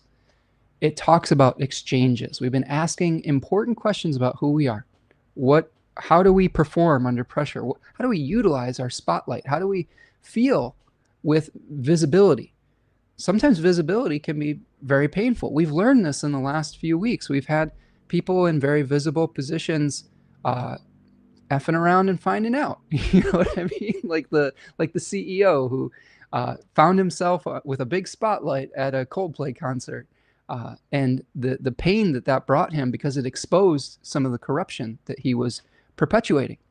Same thing with some of our leadership that is feeling the pressure right now of the exposure of their misdeeds. So we may feel the pressure of the spotlight and what it means and our role within the collective. So now as Mercury is stationing direct on August 11th, we may have a better idea of the roles that we want to play. We may start to see the fruits of that labor, of those questions that we've been asking. And this is going to show up here with the Venus-Jupiter conjunction and Mercury emerging as the morning star on August the 12th. So this is probably the best day, like one of the best days of the month. If you're looking for like if you're like, hey, Spence, you've been talking about this difficult stuff. What's the good news? You know, like, well, I think this day has potential to be very interesting and fortunate. So 2 things speak to that, in my opinion. First of all, Mercury emerging as the morning star. Okay, the visibility of Mercury, it not being harmed by the beams of the sun, the victory of figuring out what our expression might be in the collective and having that be an authentic expression of who we are on the inside. The other really interesting thing that we're experiencing on August the 12th and the days leading up to that is Venus conjoining Jupiter, the 2 benefics coming together at Jupiter's maximum degree of exaltation. Let me repeat that. Venus conjoining the greater benefic in its exaltation at Jupiter's maximum degree of exaltation. This is Jupiter at its most powerful, its most beneficial, its most expansive, with its greatest ability to provide care and nurturing and safe spaces for growth. That is very exciting because when you have the 2 benefics coming together, this is the meeting of the type of fortune that comes to you through opening up to receiving Venus, and the type of fortune that comes to you as a result of your actions and your consciousness out in the world. Jupiter often will reward the actions that you've taken, the types of experiences that you have cultivated through your awareness, because it is of the solar sect, right? Venus is of the lunar sect, and it is associated with things that we become open to receive. The moon receives light, whereas the sun casts it. So this is the meeting of a receptive good fortune and an active one. And I think that it's really an excellent and important day in August. So plan something nice for that day. Plan maybe even just a little celebration. Plan maybe a little victory parade. Maybe a little meet up with some friends. Like one of the best parts of Cancer, in my opinion, I'm biased, because my son's at about 15 degrees of Cancer. So I'm really curious as to what this will bring, because it's lighting up my natal sun. I'll check back in. I'll report to you. but a great time to get together with friends. This is the Three of Cups.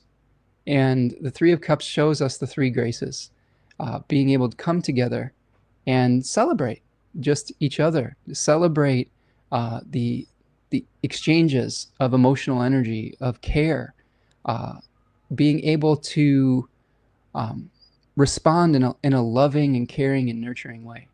So I'm excited to see what that turns out with. Let's see. Let's check in with our chat here. Curious if you have anything planned for that day, chat. John says, honestly, I'm banking on Uranus and Gemini to do its thing with Gen Z, Pluto, and Sag population. I do see us already consciously departing from the capitalistic framework of time towards a fluid time. We cannot get ourselves into the job market as well. Interesting. Yeah, the whole myth of like, go to college, get a degree, get a job that you stay in for a decade or more, it doesn't really exist anymore, right? And with the advent of AI, now some of those jobs are being outsourced to non-human sources. So I hear you. And John, my daughter's in the same boat. Like, she's trying to figure out what her role is going to be moving forward in the workforce and trying to figure all of that out. A lot of us who have had roles in society are facing the challenges of possibly being replaced by artificial intelligence and people saving themselves some money and not paying for the human service. So it's a very difficult time that we're working through. I will say this, John. I just ordered a number of books. I felt inspired today. I'm like, what am I going to do with this new moon energy? I really highly recommend a book called Braiding Sweetgrass by Robin Wall Kimmerer, if you haven't seen it before. Excellent book by an indigenous botanist who talks about gift economies and exchanges.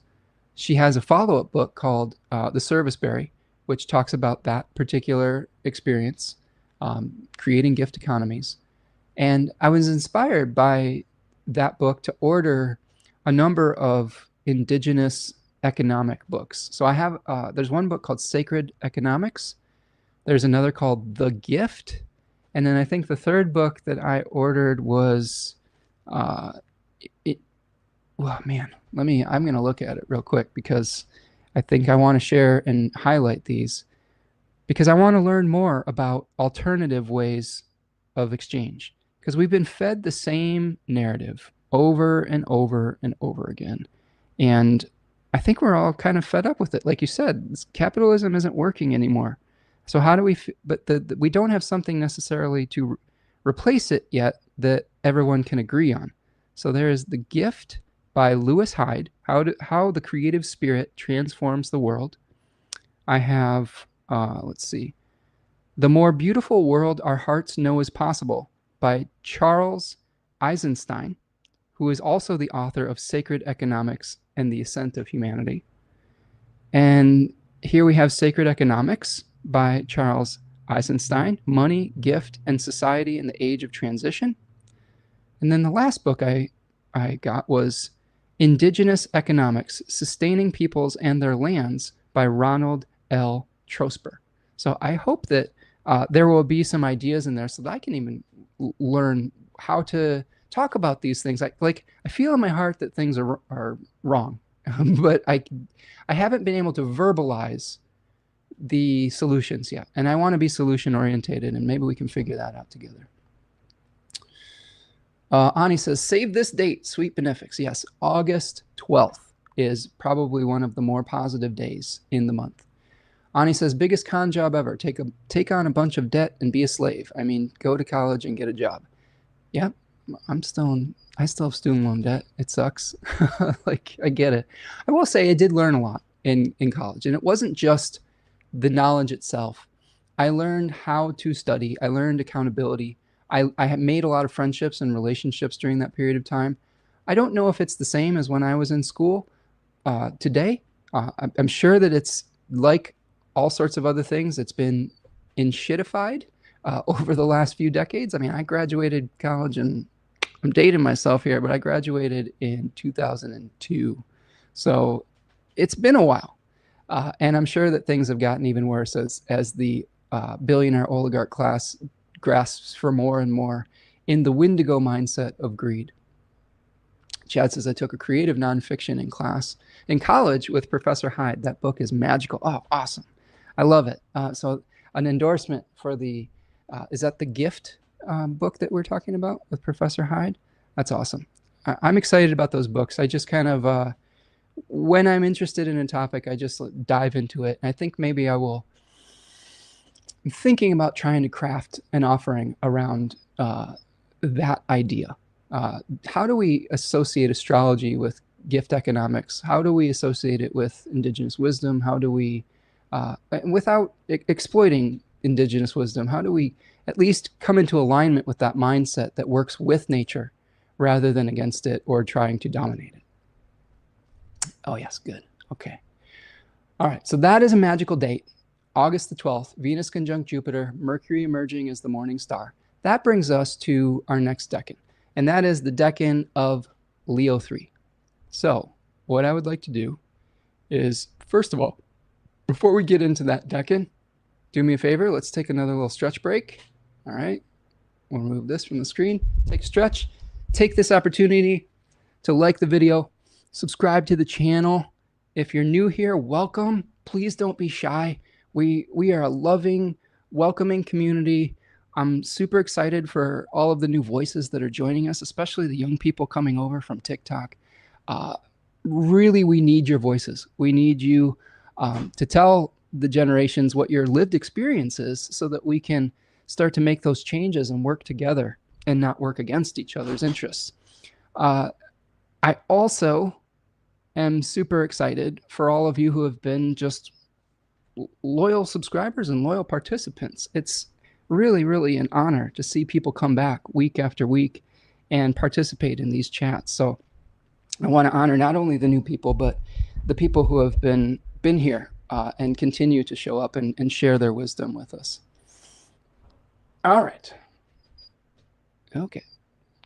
Chad says, Hyde wrote a book called The Trickster Makes This World about the trickster archetype, and that is perfect for our Uranus and Gemini era. Prometheus gets his due in that book. Ooh, I will have to check that out. That is, I'm just going to screenshot this. There we go. I'm going to take a picture of it because I've been doing a lot of research on Uranus and Gemini. I don't know, Chad, if you checked out my Uranus live stream, but we talked a lot about Prometheus, and I'm always looking for new sources. So that's a good recommendation as well. I will also recommend to you, if you haven't checked it out, The Art of Stealing Fire by Liz Green is an excellent, excellent Uranus book, especially talking about the Uranian archetype and the Promethean archetype. All right, let's keep going. What do you say?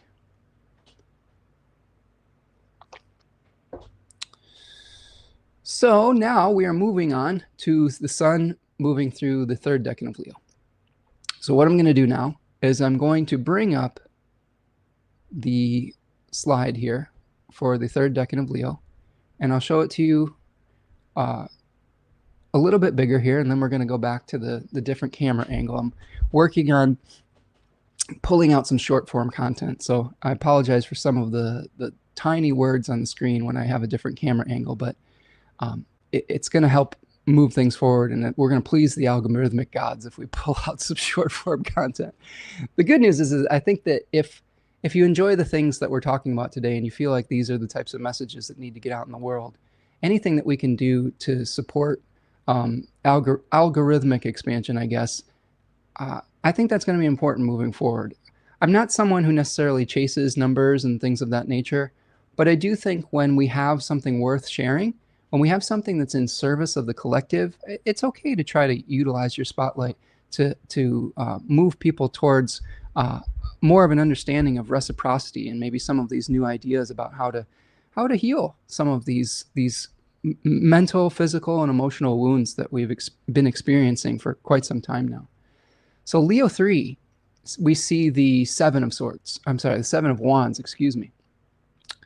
And this book is called, this card is called The Lord of Valor from Book T in the Book of Thoth. Austin Coppock calls it the Banner. Okay, so we'll go back over here. And what we're experiencing in Leo 3 is sort of a back against the wall defending of authenticity. We've fought very hard to put on a persona, to marry our inner experience with our outer expression in the second decan. And here now we have a Mars ruled decan where we are trying to defend our right to be. Okay. So themes of courage, bravery, desperate measures, back against the wall. Now this is the decan of my ascendant, so I'm familiar with this territory. There have been many circumstances in my life where I kind of had to fight my way out of a situation. As a former professional musician, music teacher, and now an astrologer, tarot reader, diviner, that energy was not something that a lot of people in my circle understood. And I had to be courageous to pursue that in the face of a lot of people not understanding what I was trying to do, or maybe not valuing what I was trying to do in a utilitarian society. So you may have to defend your way of being, defending your right to be. This requires a lot of courage and an unbreakable will. So a lot of the things that we see in Leo 3 is an unbreakable will. This is a decan that sometimes sees us pushing past the natural limits of the body.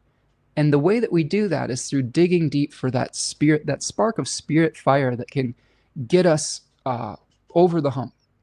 Now, this can be good and this can be challenging. Sometimes if you're going through a Leo 3 transit, you can push your body to break down, right? I was an athlete when I was younger, and I played hockey and baseball and basketball, and I wasn't the biggest, I wasn't the strongest, I wasn't the fastest, but I tried the hardest, and I would push my body way beyond its limits to the point where I experienced a lot of injuries because I didn't really know when to quit. And it led to some nice moments, but it also led to some very difficult moments. So knowing the balance between going beyond the physical limits of the body to achieve an ideal, and then knowing when to stop, knowing when to quit, knowing when to let go, it's going to be very important. So question you can ask yourself during the period of Leo 3 between the 12th of August and the 22nd of August is, what personal ideals in your life are worth defending? What are you going to do when your back is against the wall? How are you going to respond? How can you dig deep? What reserves of inner strength can you draw upon?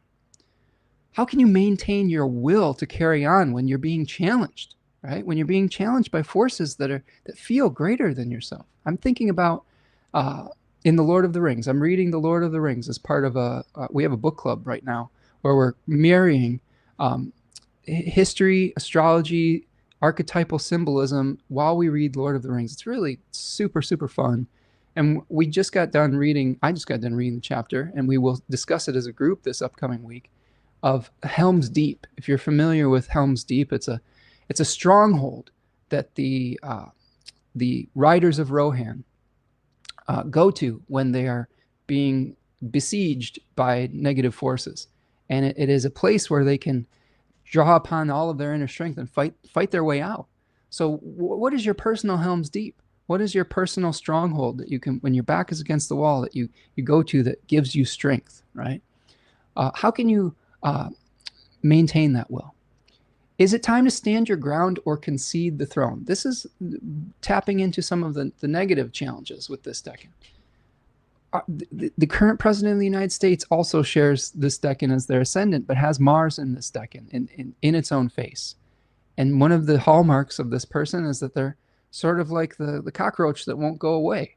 Like they are loath to concede power, even when it has become very apparent that might be necessary. So how do you know when to quit? How do you know when to let go when it's not actually going to be in your benefit to continue to maintain a position? Oftentimes what this manifests is not just a physical position of power like a CEO or a president or whatever, but this can manifest as an ideal or a belief that you're holding on to and defending with every inch of your being. There has been many times in my life where I've held on to a belief past its expiration date. And that's when we start to have the excessive pride and hubris that comes with saying, well, I said it or I believed it and I'm going to defend it to my very last breath, when oftentimes it's not even serving your best interest in the moment. So how do you let go of a belief and move on from that? Can be an important question during Leo 3. And then finally, what inspires your faith in times of darkness? There's this daimon or spirit in Leo 3 called Serapis. And Serapis was a solar deity, but also a lord of the underworld. So this is kind of the understanding that the sun continues to shine even when it is below the horizon, when it is in the quote-unquote underworld, so to speak. There is an eternity to it. It will return the next day. So how do you maintain the faith that the sun, the light of the sun will return when we're going through the dark night of the soul? All right. Let's check back in with our chat. Chad says, thanks, brother. Thank you, Chad. Thank you for the book recommendation, bud. I always appreciate getting book recommendations. I'm the type of person, if someone suggests a book, I'm just like, all right, I got to write it down. I'm going to get it. Like, that is the one thing I do invest heavily in and splurge in. I don't buy a ton of new clothes, although I have a new shirt. It was a thrift store purchase. It was 50% off of Value World. So reusing some clothes and not adding to the fast fashion dumps around the world. But I do like books, and I'm always a collector of knowledge. And I think for me, it is, how can I learn how to communicate the things that I'm feeling and that I'm seeing out in the world more effectively? And when we read and we get people's different perspective, we're gaining fluency in how to share those ideas. My motivation from getting these books is I have an idea that of a more reciprocal economic model, but I need the words to express it. I need the models to express it. And that's what we can do by reading and researching. Tarya says, thank you, Spencer. Good night from Finland. Thank you, Tarya. Thank you for stopping by and staying up with me. Hope that you have a wonderful evening, and good luck to you in August this month. Ani, thank you so much for the super chat. Ani says, thanks for the election tip. Moon also applying to the benefics on the 12th. Ooh, that's a good day. It's a juicy day. Thank you so much for the contribution, friend, and for all of your wisdom that you bring to the chat as well. Okay, so we've talked about the themes of the sun moving through Leo 3. Now let's take a look at sort of the transits that are going to play out.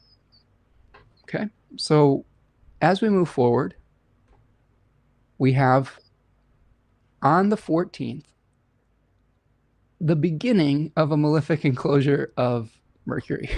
So we just got out of the malefic enclosure of Jupiter, and now our wonderful friend Mercury is going to have to go through the same challenge. So check this out. The good news is it's much shorter. So a malefic enclosure, for those of you who aren't familiar, is when both of the malefic planets, Saturn and Mars, the planets that are antithetical to life, right? Saturn often brings us exile. Saturn often brings us cold and dry conditions. It brings us frost, right? Whereas Mars brings us drought and heat. It severs and separates. It can bring us unearned misfortune, whereas Saturn often associates with a chronic condition. So both of those planets are going to be putting pressure through casting their sextile ray here from Saturn and the trine ray, I'm sorry, the sextile ray from Mars, excuse me, from Libra, and the trine ray from Saturn to one side of Mercury and the other. Okay. I will say this. The good news with this malefic enclosure is both of those planets are in a benefic aspect. Saturn's in a trine. Mars is in a sextile.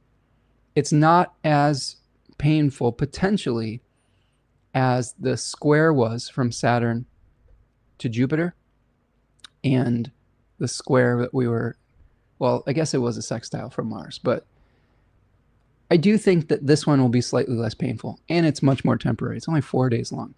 What I will say, though, is that we have Mercury being sextiled by Mars where we may feel a sense of injustice, may feel a sense of righteous indignation that we're not able to see how things are going to be playing out in a fair way. We may see people getting away with crimes and feeling very upset about that. And that may be making it difficult to communicate or have even exchanges. We're also still experiencing Saturn in the first decan of Aries, where the fabric and the laws and the binding agreements that Saturn makes in the collective are in their fall right now. They are not taking into account the needs of the other, the needs of the collective. They are only taking into account the needs of individuals that want to expand their colonial power. So what do we do about that? Well, sometimes what we can do is wait, right? Since I think that this is a time period between the 14th and the 18th where, especially when it comes to mercurial significations, we may have to accept that there are some delays that are going to happen. And this may affect the topics in your life associated with Gemini and Virgo, in addition to seeing it manifesting like a mushroom in the Leo area of your chart. So when we see a planet in a temple, like where Mercury is manifesting in Leo, we'll often see the visible manifestation of the event in the Leo topic. So like in this very arbitrary Cancer rising chart, this may be a financial issue that comes up, okay, a bill, something where you're trying to gain resources for something that has to wait or feel a lot of pressure because there's Saturn in the 10th house of career or of an authority figure in your life, right? So this could be an abusive authority figure or something within your job that isn't working out super well, and pressure from your family or your living situation, potentially with Mars and Libra. Some injustice within a living situation with a 4th house Mars. That's just one example of how we are integrating all of these different planets within that one manifesting Mercury malefic enclosure. And you'll have to make the right adjustment for your own chart. If you need help guiding through these time periods, feel free to reach out for a reading. I'm here to guide you through these and look at your chart if you need help with that. But hopefully I'm teaching you the way to look at it within your own chart as well. So that's the beginning of the malefic enclosure of Mercury on the 14th. Now that is going to bring us to a last quarter moon. Now it is fascinating to see all of these things happening simultaneously. So this is on the 16th. So here's our last quarter moon. You could see the square at roughly 23 degrees, roughly 23 degrees of Taurus, okay, squaring off with a 23-degree Leo sun. So what are we experiencing when we have a Leo sun, 3rd decan, and a 3rd decan Taurus moon? Well, first of all, we have to understand what last quarter moons may signify. Last quarter moons are existential crises. They are an attempt to release something for the next cycle, to prepare for the next cycle. We are releasing light, right? The moon is waning. It is becoming smaller. What is the sun trying to achieve in Leo 3? The sun is trying to achieve a defense of an authentic position, of authenticity, defense of a belief. Well, to be able to defend our beliefs, we may need to let go of the things signified by the moon in Taurus 3. We may need to let go of impatience. We may need to let go of being too rash in our actions. And we may need to examine how we may have been rash in the past. The 3rd decan of Taurus has a spirit in it called the Liti. And the Liti were these old women that followed behind 8 to offer up repentant prayer to help repair some of the damage that 8, aka rashness or ruin, had exacted upon the world.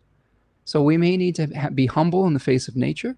We may need to repair something that we did in haste, and that can help lead to a more authentic expression or defending a position that we may be in. Now, this is coming off the heels of some really positive astrology. So I would say the other thing to keep in mind is when we're looking at that Venus-Jupiter conjunction, think of the expansive quality of Jupiter and the ability to receive good fortune or good food or whatever it is with Venus. Sometimes the conjunction of benefic planets can lead to too much of a good thing. So try not to overdo it in that good period of time on the 12th, because you may have to go through a period of maybe of purging and of repairing any damage that you have done through doing too much or doing it too quickly. Steven's taken off. Enjoy the rest of your day, Steven. Have a wonderful weekend, friend. Thank you for stopping in. All right. So that's our last quarter moon. We're getting freed up from the cycle that is associated with identity, and we're preparing ourselves for the cycle that is associated with Virgo, which is related to enclosing spirit into form and doing the hard work necessary to make something of what we have crafted, right? To preserve our abundance of summer against the ravages of time, to preserve our harvest against the oncoming winter, to be able to separate out that which we need to return to the earth and to preserve that which is going to sustain us through the wintertime. So it's going to be a shift of focus, and we're going to be letting go of that search for identity and moving more towards the skills necessary to pass on a legacy. Now, when we get to the 18th, here is the 18th of August, we're going to see the end of our malefic enclosure. So here is Mercury making another sextile to Mars. Isn't that fascinating, right? So because of Mercury switching directions, we're going to have this this movement of Mercury speeding up and getting faster than Mars as it speeds up from its direct motion. So in the first case, Mars was sextiling Mercury, but now Mercury is sextiling Mars. It's kind of a little bit of a mind teaser, but what it does is now Mercury is going to be outside of that ray of Mars. Okay, so it is not going to be harmed by Mars in that regard anymore. It's still going to have the Saturn casting its ray on this side, but it's not going to be as enclosed. So positive discussions. We might feel released from that tension that we were feeling around the 18th with that Mercury sextiling Mars. All right, so that is the end, really, of the transits in Leo 3. Not as many transits in Leo 3 that are non-lunar, I guess, that are going to be perfecting. But when we move to Virgo 1, okay, let's go to the Virgo decans, and let's, oh, Jody, thank you so much, Jody. Thank you for your super chat, my friend. It says, finally got home. I'm appreciating today's live. Thank you for your generosity, Jody. Thank you for everyone who has contributed, whether it's monetarily or with your wonderful thoughts here today. Appreciate even just your presence. Like the easiest thing to do is to like and subscribe and to leave a comment if you feel comfortable doing so. But thank you, Jody. Appreciate that. That helps sustain me in the work that I do here and helps me to keep the lights on, and to you're helping me to gain more resources to share with all of you, like to afford to get all these books that I am obsessed with, and to pay for all of the subscriptions to things like StreamYard, and to craft the best possible production each week. So thank you so much, Jody. All right, let's talk about Virgo 1. Before I do that, let's take another little stretch break. When we're going on these long marathon sessions, we need to move our body. I need to move my body. I'm not a spring chicken anymore. And one of the best things that you can do is just move your hips a little bit. That's what I like to do. I'm just moving my hips. And if you haven't heard it today, the world's a better place with you in it. I've got it on a t-shirt. That's just going to be my new tagline. I've got one tagline that says, make fate your friend, which I like that. But the world is better with you in it is a good one too. We don't hear that enough. We don't hear that enough. Sometimes we need to hear that. All right, so let's take a look at Virgo 1. And I'll just show you this real quick. So here is the Eight of Pentacles. And we see an apprentice of an advanced age. So I'm going to go a little bit smaller here. There we go. So this apprentice of an advanced age, this idea of working on our craft, okay? This is associated with the Eight of Pentacles. We call this the Lord of Prudence in Book T, in the Book of Thoth. Austin Kava calls it a tree-bearing fruit, right? We have some really important fixed stars in this decan too, not least of which is Regulus at 0 degrees of Virgo. Now, Regulus used to be in Leo for many, many years, final degrees of Leo. But with a phenomenon known as precession, it now appears in the 0 degree area of Virgo. It's interesting. It's interesting to think about philosophically what that might mean. Regulus often offers up power, empowerment, and who is being empowered now? A lot of it is the tech people. So the people who are skilled, the people who are able to do commerce and exchange with technology. So it's really fascinating to see how that shift has happened. But the themes of this decan that the sun is going to be highlighting and moving through, apprenticeship, focus. Oftentimes what Virgo 1 does as a solar decan is it shines a light on the skills that we either have and possess or the ones that we lack. Okay, so it shines this big spotlight and says, you've got a job to do. Do you have everything that you need? Do you have the skills necessary to do so? And if you don't, you need to learn. You need to do an apprenticeship. It's a great time to start signing up for classes. We'll probably on this channel be talking about some of the fall offerings. I often do my reset with my fall offerings. We'll probably do another decan walk that's going to be starting to be talked about around this period of time. I believe we're going to start another decan focused class in October. But yeah, this is a great time to sign up for a class, to sign up for a skill, to get a book, to learn the laws of incarnation. There's a spirit in this decan called Themis, and she was a teacher of divine law, the way to manifest spirit into matter. Because the idea of manifestation is that we have this unlimited sort of imagination oftentimes, but we're dealing with the limitations of time, resources, and skill when it comes to bringing that into the material world. And Virgo can teach us that. It can teach us how to be realistic about what is possible to manifest and what we need to get there. So it also informs us to the questions that we need to ask. There's a heavy dose of skepticism in this decan. I have Jupiter here in this decan, and it's conjoining a fixed star called Thuban at 7 degrees of Virgo. And Thuban is a dragon that collects things. It's like the hoarding dragon, I sometimes say. But the key with Thuban is not to hoard your knowledge.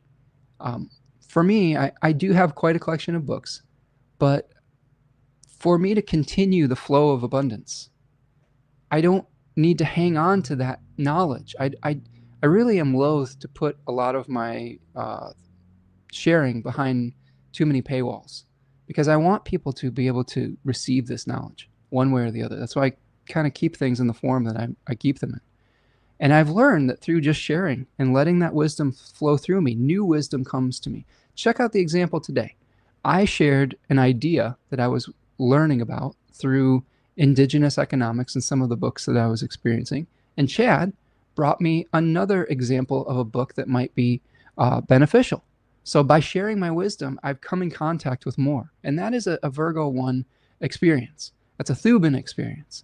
Okay, so how do you share the wisdom? How do you learn, but also understand that it's a process? Virgo is very process orientated. Sometimes too process orientated. Sometimes we need a balance and say, what is the essence of what we're trying to achieve? And how do we get less attached to the form? Because the form is going to change. But there's some beauty in form. And I was watching the South Park episode last night that everyone's talking about. And there was another episode of South Park where they were talking about the handyman. There was it was a really scathing meditation on Ozempic and the Ozempic drug phenomenon. This was from last season. But they also had a handyman in there who became the most powerful and wealthy person because they knew how to do things. They knew how to do practical, physical things. And in our digital world, in our increasing digital world, we're losing some of that ability. And you really can become empowered through knowing practical skills these days. So I do this all the time now. We have a very old home that we inhabit and are stewards of. And I'm having to learn how to fix things. I'm having to learn how to do things for myself because, to be honest with you, I can't afford to pay a bunch of people to come and do it for me. You know, I have to learn how to do these types of things myself. So how do you learn new skills? What is possible to learn how to do? What is realistic and what isn't? What skills do you need to learn to manifest spirit into matter and into form? How do you begin to sort through the harvest? How do you begin to say, how do you identify flaws that threaten the harvest that you want to preserve? But how do you identify value? That's a secret thing we don't talk about enough with Virgo, is yes, they can identify flaws and it can be perfectionistic, but they can also be extremely powerful in identifying something of value that is worth preserving against the laws of nature, the ravages of time. You can also ask yourself, what are your own gifts and what are your own flaws? Oftentimes I work with Virgo types that are extremely hard on themselves because they get hyper-focused on their own flaws and they are trying to smooth over any of those rough edges. But one of the things that I try to work with them is, how do we recognize your gifts? How do we recognize the things that you've worked really hard to be good at, right? And how do you acknowledge that and give yourself a little pat on the back every once in a while? And then finally, how do you consolidate your abundance? When we work really hard in the summer seasons to grow things through spring and summer, then as we enter into the final season of summer and enter into the fall season of the fall equinox coming in Libra season, we're trying to figure out how to sustain ourselves when life is receding, when life is being returned back to the earth. We still need to survive through that winter. So how do you consolidate your abundance in something that is going to sustain you over time? Jody says, YouTube offers a great way to learn new skills. Absolutely. I mean, hopefully you all are learning new skills right now astrologically. I love for this to be a teaching experience, not just a prediction experience. This is why I tend to go longer than I think some other astrologers on YouTube. I want these to be learning experiences, not just saying, oh, well, this is what's going to happen. I want you to understand how we got to that realization, so that you can look at your own chart and say, well, this is how I got to this point. But yes, YouTube is amazing for learning how to do like practical handy stuff. I'm an example of this, just a small example. We purchased a new air conditioner that's more energy efficient. It's called inverter technology, but it has a really involved platform that goes in your window, because half of it goes out your window and half of it is inside, which ostensibly would make it very quiet. But I have really old windows that have all sorts of weird levels, and there's what is it called? A storm window frame, where the platform is supposed to tip a certain level so that the water drains out of it. But I'm going to have to build something to do it, to level it all out. I know that that's very mundane, but this is a Virgo type of conversation, is how do you learn how to do the very mundane things that will help you to move from point A to point B. The essence of what I'm trying to achieve is a more energy efficient home and cooler temperatures in rising heat of climate change. But to carry out that vision, now we can start thinking about this a little bit differently too. My cliche is essence versus form. But another way to think about that is, how do you manifest the vision? The Piscean Jupiterian area is like, sometimes that can be associated with the vision, finding meaning. But Virgo says, how do you bring that into the real world? How do you make that vision real? Oftentimes we're visionaries and we just don't know how to manifest it. We don't know the practical skills. And here we're learning those practical skills. The opposite can be true too if you have a very heavy Virgo placement in your chart without a lot of mitigating factors. You can get so focused on process that sometimes we don't know how to come up for air. Sometimes we don't know how to find meaning in what we're doing. We're just grinding away at the process. And that can lead to difficulty as well. We can be so fixated on the utilitarian process that we lose our sense of meaning and direction. So how do we find that balance?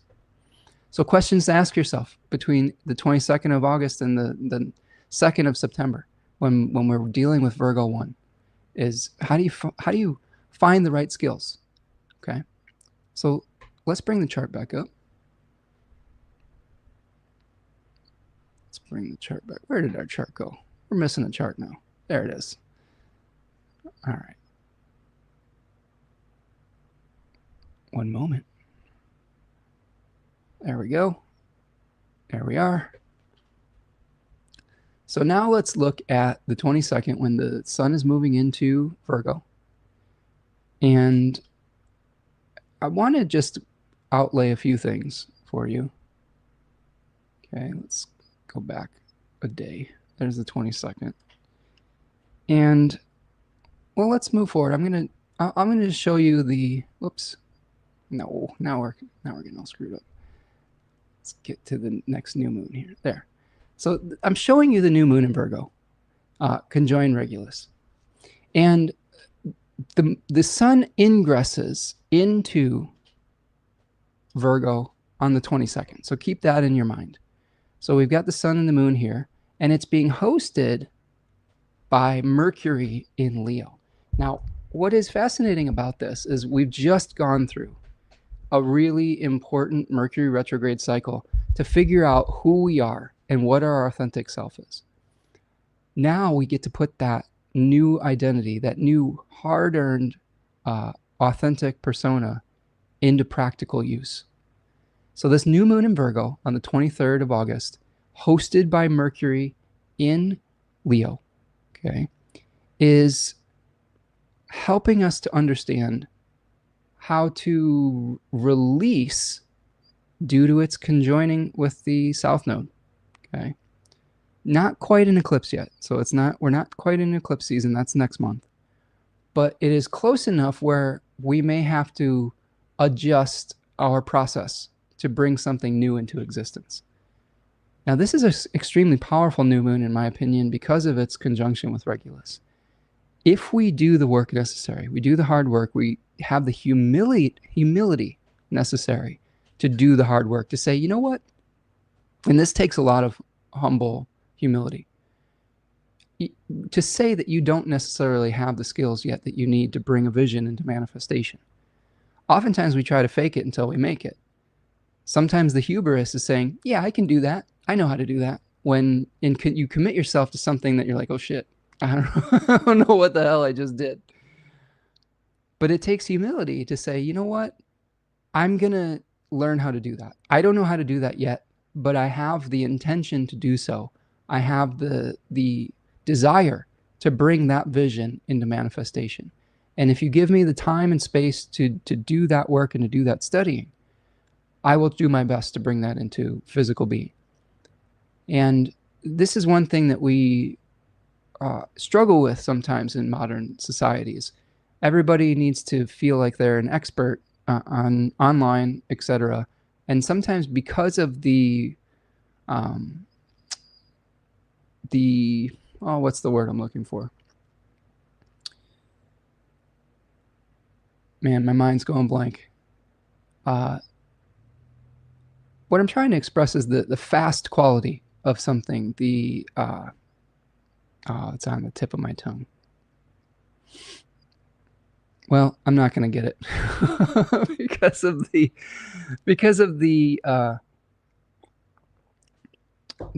desire to consume things quickly. Oftentimes we put things out that aren't well researched. Sometimes we put things out that paint ourselves as experts before we're actually ready to fly, right? And I think that this is something agility. Yeah. So let's see. Yeah, that could be it, right? Because of the ability to post things that are short, consumable, because of our impatience, Jody says, yeah, exactly. Because of our, man, that's going to bother me now. It's bugging me. Think about the things that last for a long time versus the things that are extremely ephemeral. Because of our short attention spans, I guess. I think that sometimes we try to fly before we're ready. And we really need to be aware of that with this new moon in Virgo. And it takes a lot of humility to say, hey, you know what? I need some more skills. I need to do the work. I need to learn the skills necessary to bring things into man. Instant gratification. Oh my God, Jody, you are a savior. Yes, that's exactly it. That is the word I was looking for, Jody. Because of our instant gratification culture, right? We sometimes struggle with the delayed gratification of learning something new that will actually make it sustainable. So Jody is the real savior today with helping me in my kind of mind blank there. And yeah, maybe part of this this mind blanking out is from being too involved in social media or something like that, consuming too much of that. But thank you, friend. I appreciate that. Jody says the new moon sextiles my natal moon in Cancer, so this could be a positive one for you. I hope that it's one that's coming well for you this cycle. Ani says Mercury and the Sun have mutual reception. A good time to start something new by letting go of something else with K2. Yes, good point. And that's a good catch, Ani. Mutual reception is when we have one planet, Mercury, in the sign of the other, the Sun, and they're exchanging resources and exchanging houses. So the Sun is in Mercury's home, and Mercury is in the Sun's home. It's kind of a secret behind the scenes ability to exchange resources, even though they're in aversion to one another, which means that they can't witness each other by a traditional aspect. So this might be where you're learning some skills behind the scenes, where you're testing out your new authenticity, testing out your new persona, but you may have to delay that gratification and go through a learning process and go through the manifestation process. Often we want that instant gratification, we want that instant manifestation, but that's not always how things work. That's not how nature works. You don't plant a seed in the beginning of spring and instantly have a tomato. You have to do the work to nurture that seed and to help it to grow, to give it the right conditions, to give it the right attention, to protect it from pests, to remove some of the things that will threaten it, to feed it, to water it. All of those things you're doing when you're studying. Okay, so a really important new moon for that type of process. The other thing that's going on with this new moon is that it's very close to a square with Uranus. So if we go forward a day here, we're going to see the square with Uranus perfecting. So this new moon not only is about learning a new process, but we may be shocked into learning a new process. We may have the awareness that, man, we really didn't have the right type of skills for going from point A to point B. Uranus in Gemini is saying you need to shake up the way that you communicate. You need to shake up your systems. You need to shake up the way that you visit all sorts of proverbial flowers in your life, like a bee that is collecting pollen and to make honey. For me personally, like I've been experimenting with short form content, digestible bits, right? This is one of the things that Mercury is really good at, is taking something, a complex idea, and breaking it down into more digestible parts. In Gemini, a lot of it is through translation, through saying, how can we translate this into something that we can understand? Through Virgo, we're saying, how can we separate out the information that is unnecessary to the information that is necessary to pass on a legacy? So we're probably feeling that quite poignantly with the Sun squaring Uranus. Could be some disruptions, but a little bit of a tension between the process that we're learning and the amount of information that's coming in. The other thing that I've experienced with the Uranus moving through Gemini, for me, it's in the 11th house.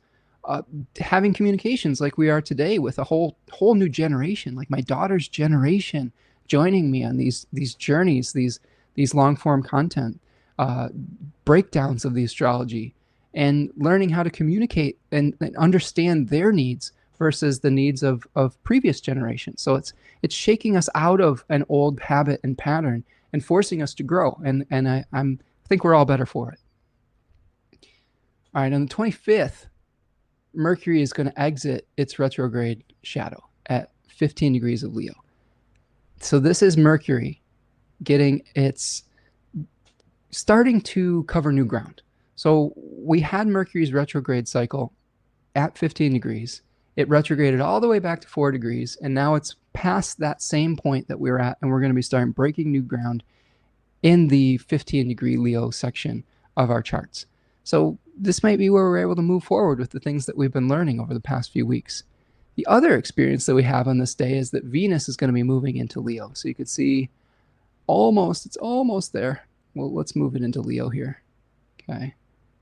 So Venus is moving from Cancer into Leo. All right. And now it is in the domicile of the sun. And it's going to trine Saturn retrograde in Aries and trine Neptune, right? So we may be starting to feel better about responding to pressure, responding to the spotlight. We may feel an attraction to utilizing our voice more publicly. Now, this is going to move through the similar point that the sun just moved through with the opposition to Pluto, and here the trine to Saturn, okay, and Neptune. So this kind of arrangement is going to be repeated from Venus instead of the sun. What does that mean?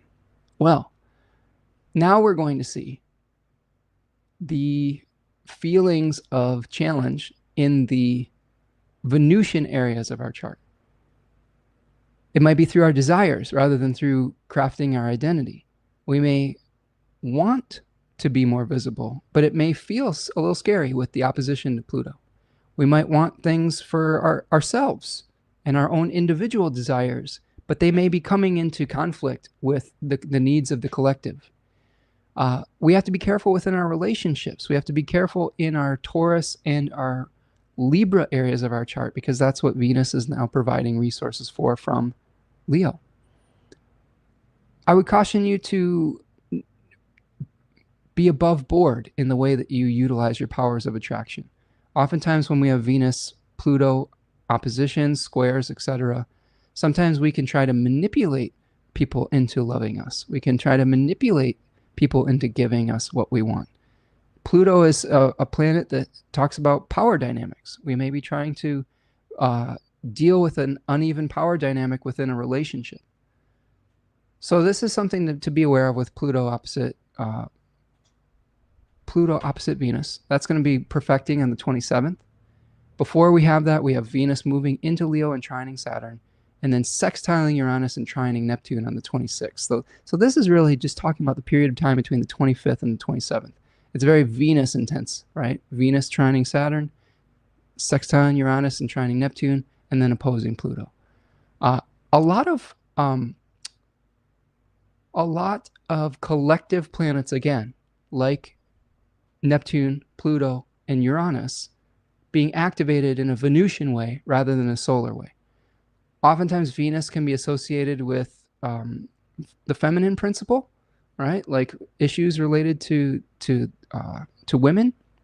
So we may see some things come out in the collective related to that as well. Less so than the solar significations, which deal with people in positions of power and leadership. Okay, that gets us to the 28th. And let's talk about that real quick. We're almost to the finish line. And I do have an I-Ching and an animal for you today. So this is our last little breakdown here. So here is Mercury going under the beams of the sun, all right, on the 28th. And this is when Mercury is now within 15, oops, that's not the one, within 15 degrees of the arc of separation. So you can see here at about 20 degrees of Leo, it is now coming into a closer conjunction with the sun, again, a second Cazimi, right? So here we have two outer planets that are also making contact, Neptune retrograde sextiling Uranus. But the Mercury under the beams of the sun, I think, is important because this is Mercury going to Olympus.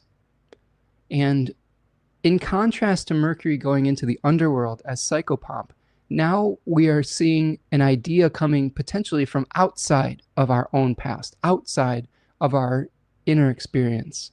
We may be getting a download from the universe, from our spirit guides, whatever it might be.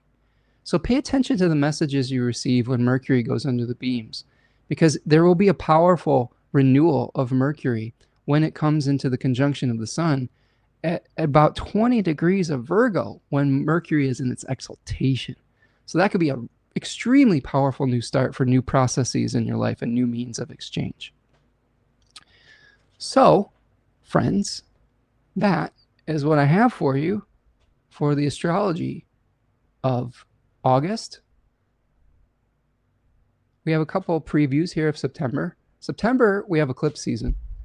So we're going to have some eclipses coming up in September. I believe we have let me look here.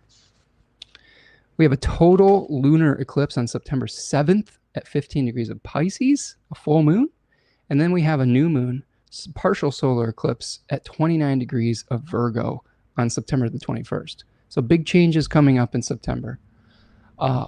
We have Mercury and Venus moving into Virgo in September, and Saturn is going to retrograde into Pisces. So mark your calendars, excuse me, if you're into astrological magic. If you wanted to do a Jupiter election, some of the best Jupiter elections for the year are going to be in September when Saturn is out of the overcoming position to Jupiter and Saturn is retrograding through Pisces. Now, there is a point in time where Jupiter is direct between a point in time in September and then the middle of November. So I believe between the first week of September and November 11th, when Jupiter is stationing retrograde, you don't necessarily want to do an election with Jupiter retrograde. So that's a powerful time for making talismans, paper talismans, for crafting ritual oils, doing rituals to Jupiter. So keep that in your consciousness. We also have Mars moving into Scorpio, which is moving out of its exile into its own domicile. So that's an improvement for Mars as well. But Mars will square off with Pluto from Scorpio. So that's a preview of September. I do have a hexagram for you. Okay. Let's see. I'm going to check in with the chat before I share that. Aquarius Galactic Federation is here. I love that name. It says, hi, love and light, everyone. I'm an Aquarius stellium. Mercury, Sun, Venus, and Jupiter in the 11th house. Love and light, everyone. Well, Aquarius Galactic Federation, the world is a better place with you in it. And thank you for being here today. Appreciate you. Yeah, thank you, Jody. Thank you for being here. Thank you for your generosity today, my friend. So let's do an I-Ching for August. And here we have the hexagram number 5. This is called Patiently Waiting. So hexagram number 5, and I'm going to share with you some thoughts from Jack Balkin. The judgment says, waiting. Sincerity and faithfulness bring shining success. Perseverance brings good fortune. It is beneficial to cross the great river. Because of circumstances beyond your control, you must wait patiently. You cannot take direct action at the present. Nevertheless, you must have faith that things will work out for the best eventually. Just as we cannot force the rain to fall, we cannot force the propitious circumstances for action. Instead, we must let them come to us, just as rain will eventually come and replenish and nourish the earth. There are two kinds of waiting: the apprehensive waiting of the weak and the calculated waiting of the strong. The weak person waits out of fear and despair and becomes increasingly filled with anxiety and agitation. And so finally plunges ahead at the wrong time with disastrous results. In contrast, the strong person waits because waiting is the best way to maximize the chances for eventual success. Such calculated waiting is a sign of strength, not weakness, of assurance, not resignation, of competence and not deficiency. While the weak person waits ever fearful that matters will spin out of control, the strong person waits knowing that success is inevitable and that all the elements for success will appear when the time is right. I love that. I mean, that talks about like going through a process. We can't always have that instant gratification. Thank you, Jody. When we want it, sometimes we have to wait patiently. And what this hexagram with no changing lines is telling us is that in these circumstances, Maybe with Mercury in that malefic enclosure, maybe what we have to do is we have to wait with the assurance and with faith rather than waiting with fear and anxiety. There's probably going to be some circumstances in our life where we have to go through the process, the learning process. We have to go through some of the challenging experiences of manifesting a vision into reality. But if we do so with hope and we do so with relaxation, I guess, I don't know if that's the right word. We do so with centeredness, okay? If we do so with clarity rather than with agitation, we're going to make the right decision when the moment and the opportune moment comes to us. I love the metaphor on this channel of trying to let the sediment in a glass jar settle so that you could see clearly through the glass. If you keep agitating that jar, if you keep shaking it up, we're always going to have cloudy vision.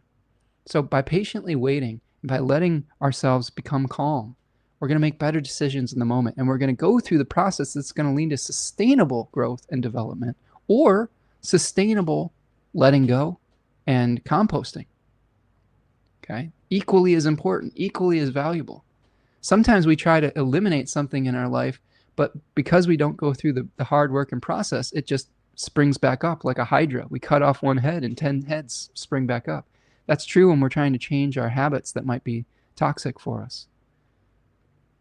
So how do we patiently work through the process if we're trying to manifest growth or if we're trying to let go of something? The animal that I got for you is very interesting too. Jody says, I'm not a good waiter. Well, Jody, this is a great time to practice. K-Wow says, my IC is 29 Virgo. Oh my goodness. Well, this is going to be an important one for you, K-Wow. But Jody, it's all process, right? This is your opportunity. The final symbol I have for you all today is the zebra. So here is the zebra. I thought that was pretty fun. Fascinating to me.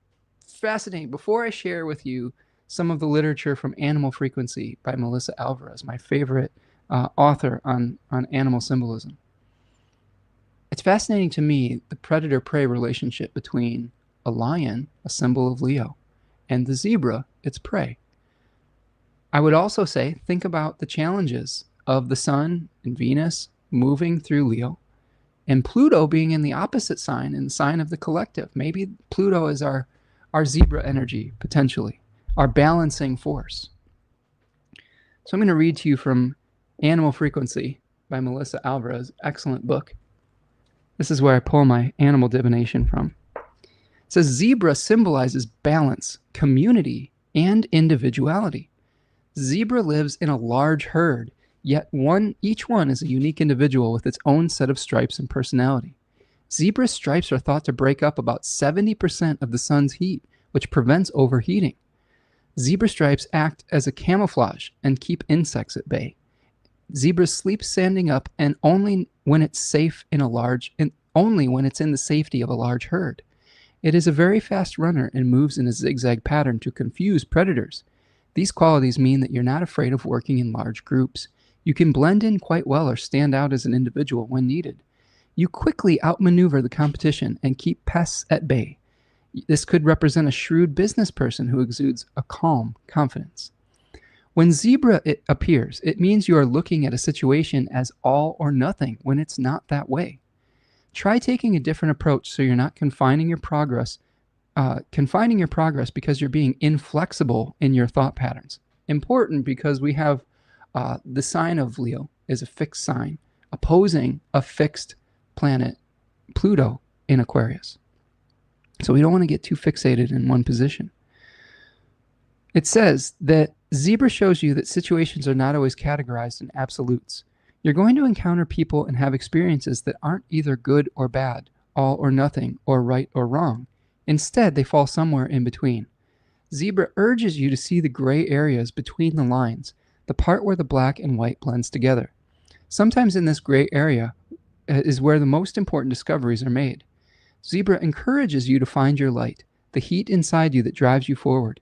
Zebra means that you're a devoted family person who will fight when one of your own is wronged or hurt. This animal assists you when you're required to work in a large group but need to maintain your individuality.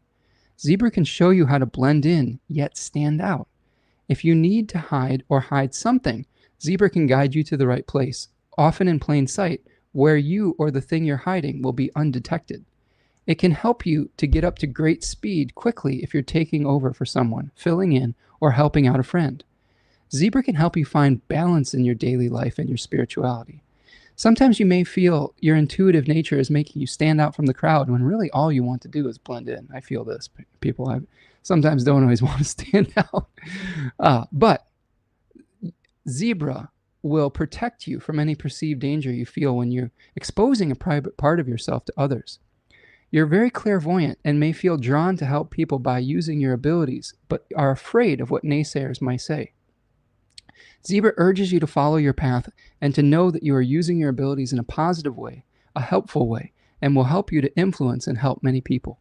It may be hard stepping away from the herd, but when you do, you will run wild and free. A perfect animal for all of the Leo Aquarius oppositions, right? How do we stand out as an individual? How do we utilize our spotlight? But how do we do it in a way that where we maintain our safety, the safety in numbers, the safety of the group, but we don't become subsumed within that so that we don't have an individual experience? Jody says, what book is that from? This is Animal Frequency by Melissa Alvarez. She is a best-selling and award-winning author with 10 books and nearly 500 articles. You can find her at melissa.a.com or animalfrequency.com. I've had this book for probably about 15 years now. I'm not sure it's in print anymore, to be honest with you, but it's an excellent, excellent reference book. So, my friends, that is what I've got for you. Wow, thank you so much for your super chat. It says, thanks for the forecast. Appreciate you, my friend. Thank you so much for everyone who's showed up today, who has been contributing both on a material level and with all of your great comments and all of your realizations. I love co-creating this podcast with you every single week. Thank you so much. Ani says, I prefer hiding in plain sight. The zebra speaks to Saturn transiting my 12th house. Well, there you go. There you go. Heather says, great show, Spencer. Thank you, Heather. Appreciate you being here and stopping in. Thank you, Ani, for your generosity and stopping in today. Thank you all the new friends that we're seeing that are coming and sharing their wisdom and their voices.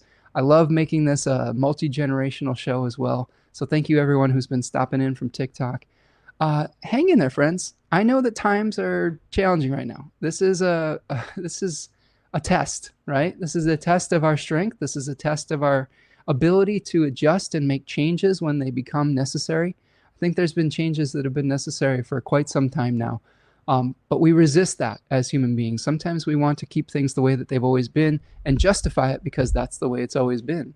But sometimes change becomes less painful than staying the same. And I think we might be in an inflection point in history where staying the same is much more painful now than actually making the changes. So go through the changes gracefully, rely on your communities, set up mutual reciprocal relationships, not only with your family, but with your community, with your neighbors, with your online communities, with your local communities.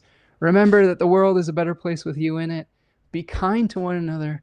Be kind to yourself through the changes.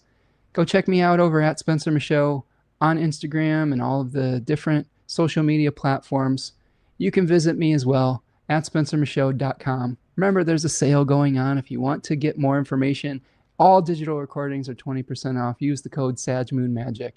And then please join us for our Dignity and Devotion webinar on Saturday, August the 9th. My beautiful partner, Tanya, is going to be helping to teach you about all things Saturn. We're going to talk about mythology and magical practice. So I hope you'll join me for that. So that's what I've got for you, friends. Thank you so much for hanging out. Please like and subscribe. Let's please the algorithmic gods, and I will see you the next time. Have a great August, and peace, everyone.